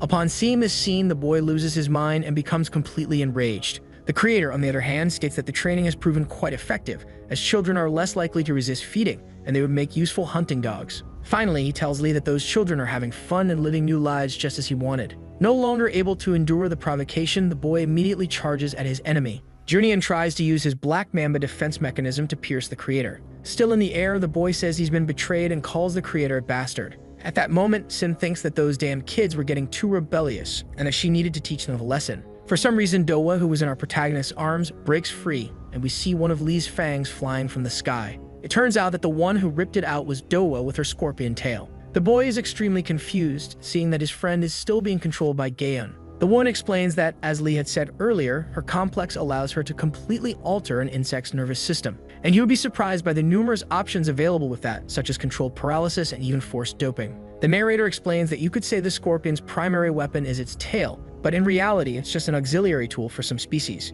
In the case of the Emperor Scorpion, its greatest weapon is its sheer physical strength and size, mainly due to its rock-hard exoskeleton. The enormous pincers are noteworthy as they are powerful enough to crush even the iron shell of a beetle. In other words, these pincers are nothing less than armor made for the toughest battles. And with this, Dowa uses her ability to coat her hands with scorpion pincers. Seeing this, Lee realizes what's happening, but before he can react, he's struck in the arms by Dowa. With just that blow, the boy groans in pain and wonders how the girl could be so strong. Gaeon, watching this, states that all she did was trigger a bit of Dowa's complex, and even so, the effect is extraordinary. The young woman says her venom will remain effective for another 2 hours, so Lee should do his best. At that moment, without hesitation, Dowa relentlessly continues trying to attack her own friend. Jang tries to stop the girl, but a spider web starts to wrap around his arm. The one doing this is the creator, who grabs the boy and begins to toss him into the air. Su-chan tries to break free but realizes his entire body is wrapped in a spider web. The mysterious man explains that he just cast it, and it suits Jang perfectly since he's a dragonfly. Finally, he says that he's going to trap the boy for now and begins trying to cover his whole body with the web.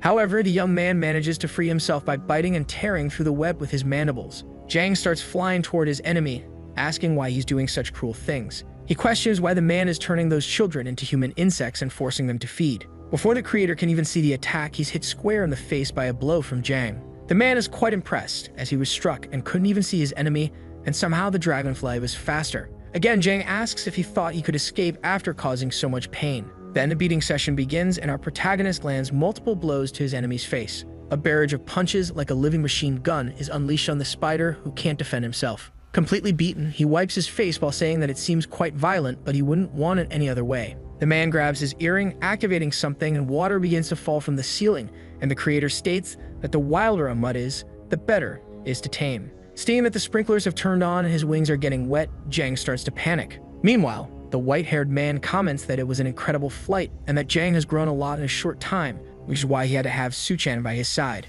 The man begins producing more spider webs and wraps them around the young man's neck, trapping him instantly. He explains that there's only one species of spider in the world known to live underwater. It's called the water spider, so by activating the water spider's defense mechanism, the man creates a bubble of water around Jang's face. The boy, trying to break free, realizes that he's suffocating for some reason. As he approaches him, the creator explains that his web allows him to manipulate water and says that this complex has numerous practical uses. The creator says that Jang could also have this power because after he wakes up from a nap, he'll receive a proper feeding training session. Elsewhere, Yerim is holding Jang's jacket while wondering how the young man is doing.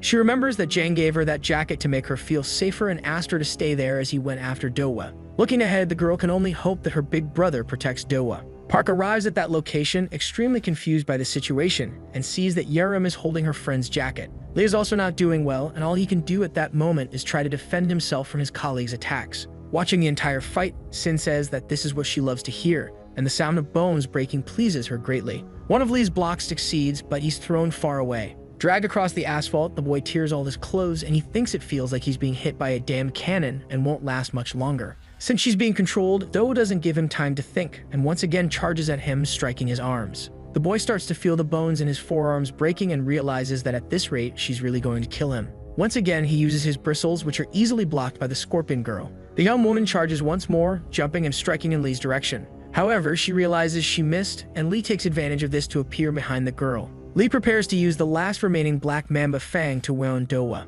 However, the girl turns around looking at the boy with an extremely cute expression. Seeing this, Lee freezes and can't bring himself to attack the girl he likes so much. Dowa takes this opportunity and once again uses her scorpion tail to strike the boy. After immobilizing Jang, the creator realizes that Sin isn't playing around and that Dowa truly is an emperor scorpion. The man also says that even though the doping effects seem effective, Dowa was also very well trained by the nest, and she's really amazing. After saying this, he asks Junion if he agrees, and we see that the boy is completely beaten up. The creator asks the boy to give up as there's no reason for him to endure all that pain just to save his friend. He claims that Dowa will clearly lose a bit of her humanity after she starts feeding, but in the end, that doesn't matter, since they were all changing this miserable world. Upon hearing this, Lee recalls the moment he told Dowa to imagine a natural world where circumstances don't decide your fate. This entire vision is shattered as the creator explains that he wanted a new world where only capable specimens would remain and the weak humans would be eliminated. Finally, the creator says that in this future without humans, there's no value in preserving their humanity.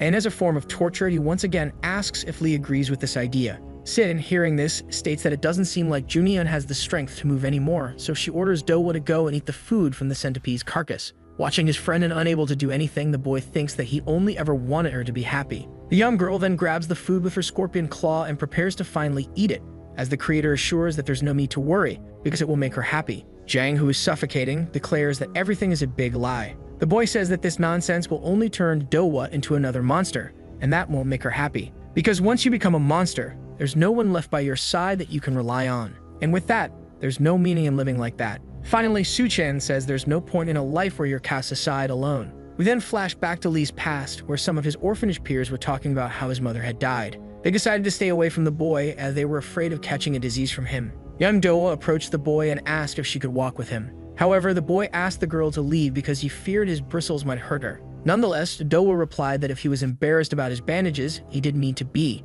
since she wore them all the time too because she always got hurt. The boy was extremely moved by this, not even knowing how to respond. Lee in the present reflects that now, looking back, if Dowa hadn't been there, he would have always been alone. The boy then grabs his last remaining bristle, and Gayan, seeing this, asks if the boy still plans to fight, even though he's completely defeated. Junian tells himself that he doesn't have the strength to stand, but if he can land maybe just one bristle. All the boy wanted was to stop the young girl somehow. So without thinking much, he throws his last ray of hope at Dowa. The bristle flies between Dowa's mouth and the meat. Seeing this, Sin mocks the boy, saying he tried to knock down the piece of meat but missed. But it's revealed that the boy's real goal was to free our protagonist, so the air bubble is hit by the bristle and explodes. Upon seeing that Jang is free, the creator panics, immediately turning around and seeing. Before the man can even react, the dragonfly flies toward Dowa. The boy manages to fly past the girl and snatch the piece of meat from her hands to stop her. As Junian, after using his last bit of strength, realizes he can't move anymore, he asks Jang to save the scorpion girl. Our protagonist, without hesitation, throws the piece of meat miles away, preventing Dowa from having the chance to eat again. In the air, he thinks that those people below can't reach him up there, and the sprinklers won't be able to wet his wings either. The creator, seeing this, states that there's much more meat where that came from, and if Jang thinks he's safe and above it all, he's completely wrong. The man begins manipulating his webs, which head towards Suchan. We then see, just before that moment, when Lee told Jang that he hadn't mastered his abilities yet. Lee explained to Jang that the mechanism he used before was definitely fast, but wasn't powerful enough. He informs him that it won't get Suchan anywhere against the man they call the creator, as he's on another level. The boy says he's not on the same side as Jang, but he needed the boy's help to get Dowa out of there. So he was going to give the young man a small piece of advice. Suchan clings to the ceiling, and the creator notices this but is extremely confused about what the boy is trying to do. Jang thinks that the advice was only theoretically easy, but in practice, it's a whole different story. We then see that the advice was that the next time Jang reached maximum speed, he should hit his opponent with his whole body, not just his fist. Suchan, remembering this, imagines himself as a bullet and prepares to execute the move. In one swift motion, the boy uses the strength of his legs and the ceiling to propel himself toward the spider. Jang's crouching start increases initial speed, and his defense mechanism strengthened his wings. At full acceleration, Jang's speed filled the space. At that moment, the creator felt what it was like to be in the sights of a hunting rifle. Jang then successfully strikes with his entire body like a bullet from a rifle, hitting the creator and slamming the man into the ground. Our protagonist remarks that using his body like a bullet and charging at full speed is simple enough but too fast for his body to handle. He can only fly in a straight line at that speed, as stopping or turning is nearly impossible, meaning it's a one-time chance to do it. Resolute in his thoughts, the young man states that no matter what, he had to take down the creator. The creator, after being hit squarely, thinks that it was very risky. In his mind, the man says that if he hadn't cast that web right before impact, he would have been seriously injured. He also notes that he would expect that kind of move from a nest teacher, but not from a useless freshman. Laughing, the man admits that it was definitely quite thrilling. As his last card, the man uses the final defense mechanism of the water spider. He creates a giant water bubble around himself and Jang called the aquarium. The boy looks around in confusion, wondering how he ended up underwater. Suchan tries to escape, but the creator responds that there's no way out and that this is his aquatic fortress. He moves forward, grabbing our protagonist by the neck, saying that Jang is now his prisoner. As he's being drowned, Jang thinks that his enemy's defense mechanism drained his strength and that there's nothing more he can do. The creator says that Suchan would have been fine if he were an aquatic insect, but it's a shame because Jang has lost. The man also mentions that he'll tell him what happens next and says that Suchan will suffocate and pass out. And when he wakes up, both he and Dowo will have completed their feeding and training sessions. In other words, Jang will start a new life, drained of every last drop of his humanity. Upon hearing this, our protagonist struggles, declaring that he doesn't want to become a monster. The young man, almost fainting, begins to cry out for help, hoping someone will save him. A familiar figure appears outside the aquarium, ready to punch through. With just one blow, Part manages to destroy the creator's defense mechanism. The man, seeing his aquarium shattered, is utterly shocked. The girl grabs Jang's arm as the boy breathes a little more easily. Heejin jokes, saying it's a bit silly for her friend to be drowning when he has a pair of wings. With a gentle expression, she comments that she's there to help him get out of that place. The boy is extremely confused and asks how his friend managed to get there. She explains that the nest agents began searching as soon as she told the professor that Jang and Dowa had disappeared. However, Jang's phone being off didn't help, but Professor Ma was able to track him down. The young man remembers that Professor Ma had sent soldiers who were part of the nest's security to follow Miss Gayan. A few hours before all of this, we see a person in the trees noticing that Gayan wasn't very active. However, for some reason, the person notices that Gayan is starting to disappear. We then see that it was the teleporter who informed Sin that the creator was waiting for her and would escort her to the meeting. The boy following Sin thinks he should report to the school that he lost track of her, until he sees something in the sky. The young man sees Jang flying through the air, and Park finishes the explanation, saying that they were lucky, and that the security agent spotted Jang flying. She also says that the girl who had Jang's jacket explained what happened, and Yerim is safe with the nest, so there's nothing more to worry about. Interrupting that beautiful moment, Jang notices something and starts running with Park as Doa is attempting to attack them. The young girl is extremely confused, and the boy asks her to be careful. He explains that Doa is not the same now because they were controlling her with some kind of venom.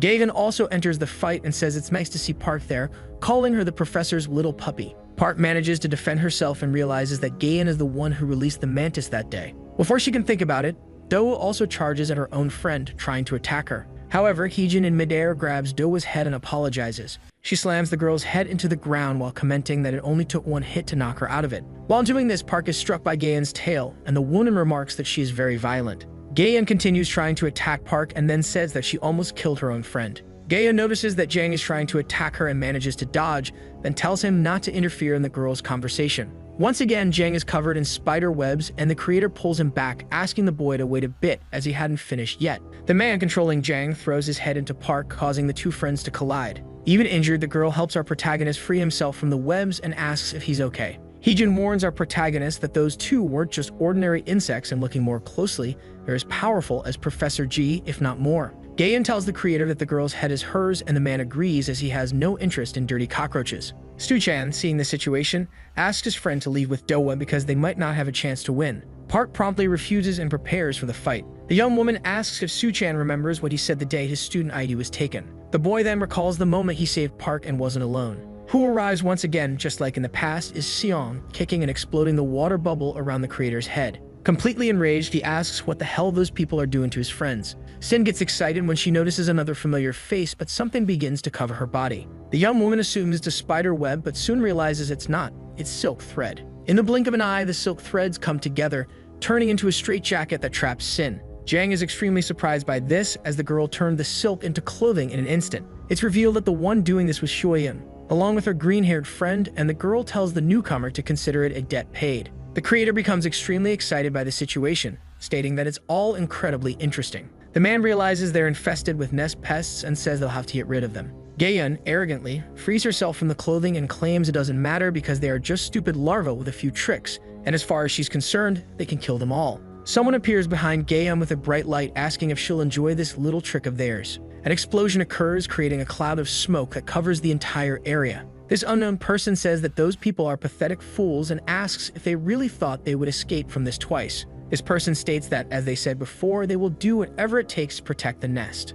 Then it's revealed that this person is Ji, who is now questioning who will burn first. Gaeun, realizing it's her professor, becomes frightened, and the man says he knew Sin wasn't expecting him there. Jun says that he had already mentioned they would meet again, which is why he came there, because he's getting fed up with Sin and her interference in his students' lives. The man also mentions that the burn scar he gave her 5 years ago wasn't lesson enough for her, so now he'll just have to burn his entire student. Gaeun starts laughing and asks her professor not to live in the past. She orders him to shut up and come into the fight, then she gets ready. Without hesitation, the old man uses his complex and charges at the woman to end her life. Seeing this, the creator says that while he's sure it would be interesting to watch, it's enough for now, so he decides that they will retreat. The man covers Gaeun's entire body with his spider web and pulls her back. The girl questions what the creator is doing, and the man simply asks her to leave the rest to him. He calls the teleporter Pill and asks him to take the girl to safety, to which Pill replies that they will wait for the creator at the lab. Seeing this, Jun becomes extremely confused, realizing that the person suddenly disappeared. The creator tells Jir that they should call it a day and sent Gaeun away because he didn't want any more bloodshed. However, before he could continue talking, Jun fires one of his explosions at his enemy. The professor says he can assume that this man is the leader of the pests, and Jang promptly agrees. Jun also mentions that they searched everywhere to find the leader of the covert forces collecting all the jungle juice, and now he's finally found him. And all thanks to his persistent attempts to threaten the lives of the Nest students. Finally, Ju says that if this isn't retribution, he doesn't know what is, and that he's just giving back what was done to him. Jun begins preparing an attack, thinking he won't worry about the side effects and will just compress the explosion to increase the firepower. With that immense explosion, the water bubble surrounding the creator is destroyed even before it reaches him. Then the explosion finally hits the man, causing massive destruction everywhere. Even far away, the teleporter can feel the power. Some nest assistants who also feel it remark that no one compares to Professor G, as his explosive power is incredible. Seeing this, Jang thinks that it will do the job, but his expression suddenly changes to one of despair. As the smoke clears, Jun sees in front of him a giant, extremely disgusting centipede and wonders what it is. This bizarre creature is defending the creator, who says he was nearly roasted and admits that Jun's bombardier beetle power is impressive. However, now it's his turn to show off a little, and the giant monster begins attacking everyone present. The beast causes massive destruction everywhere, demonstrating its immense strength. The creator comments that the creature is magnificent and that it's quite rare to find one that large, all thanks to constant feeding training, of course. Finally, the man asks Jun to believe him when he says he's ending things today for the professor's sake, not his own, because it would be a shame to kill all those people at that moment, and it's revealed that the creature is a giant scolopendra. Seeing this, Jang wonders how an insect could be so terrifying and evoke so much fear. Feeling the crushing pressure of the creature, he thinks that he can't even get close to it. The creator, standing atop the enormous monster, says he had planned to devour them all, starting with Dowa, but he can wait a bit longer because he still has things to do. He bids them farewell, and the giant monster begins burrowing into the ground and disappearing. Jun is impressed that the creator managed to dig such an escape tunnel. Jang, panting, thinks they could still enter the hole as there are still many children trapped. But before he can continue speaking, the young man collapses from exhaustion. Seeing this, Professor G realizes the boy pushed himself to the limit as he expected, considering the strength of the opponent he faced. Even so, he's also a bit impressed, as he didn't think his student could endure that much. Smiling, the man says that the kid really has potential. A little later, Jang recounts that with that, the incident came to an end, and everyone returned to the nest safely. According to the lab tests, Doa's body was almost back to normal, but she suffered some side effects from the neurotoxin, though her body recovered. Yerim and the other children were taken to another center, and the Nest Council arranged everything, with Professor G assuring them they would be in trustworthy hands. They couldn't track down Gayan, Sin, or the creator, and that was what worried our protagonist the most. Lee was telling someone that he also didn't know where those people went, since his only job was to infiltrate the nest and protect the orphanage. Suchan, hearing this, questions why the boy is back, and he explains that all the other hospital rooms were full. Seong arrives, stating that Junian had some nerve to stay there. While intimidating Lee, Seong tells him he should be locked up in the basement like the worthless worm he is. Lee simply ignores him and turns his attention to Jang, calling for the boy. The boy says that he believes people become miserable. They are too weak to have power, even after losing to Suchan. His beliefs remain the same. Upon hearing this, Jang is extremely impressed, as he didn't know that the boy had been thinking about that for so long. The young man recalls a moment from his fight with Lee when the boy said that life was a tragedy without power, and with that, our protagonist becomes reflective. Jang tells his enemy that he has to agree that the world is quite harsh because a person's life is usually determined by their origins, but he saw a few things differently in Lee. The young man explains that when it comes to life and ease, he didn't think those things matter all that much. Hearing this, Lee, lost in thought, remembers another time when he tried to defend his mother and was beaten. On that day, the man who was attacked by Lee said he hated children and went to hit him. However, his mother, even though injured and weakened, managed to protect the boy. Junian thinks that his mother was so fragile and had nothing to her name, but she always told him not to worry about any of that and that she was always fine. And confused, the young man wonders why his mother always told him they would be happy. With that, the boy becomes deeply immersed in his thoughts until someone comes knocking on the door. But he says his goodbyes and explains that he's leaving because he's sure the guards will interrogate him for a while since his wounds are healed.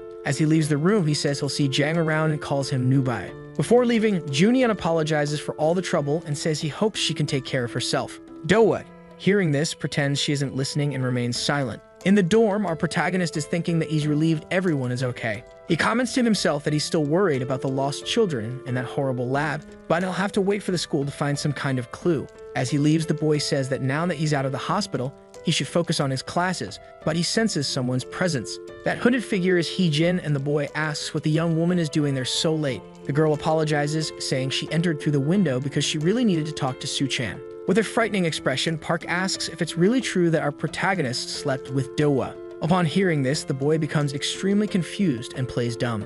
So the video ends here. If you don't want to miss the next part, activate the notification bell, and see you next time on Tab's channel.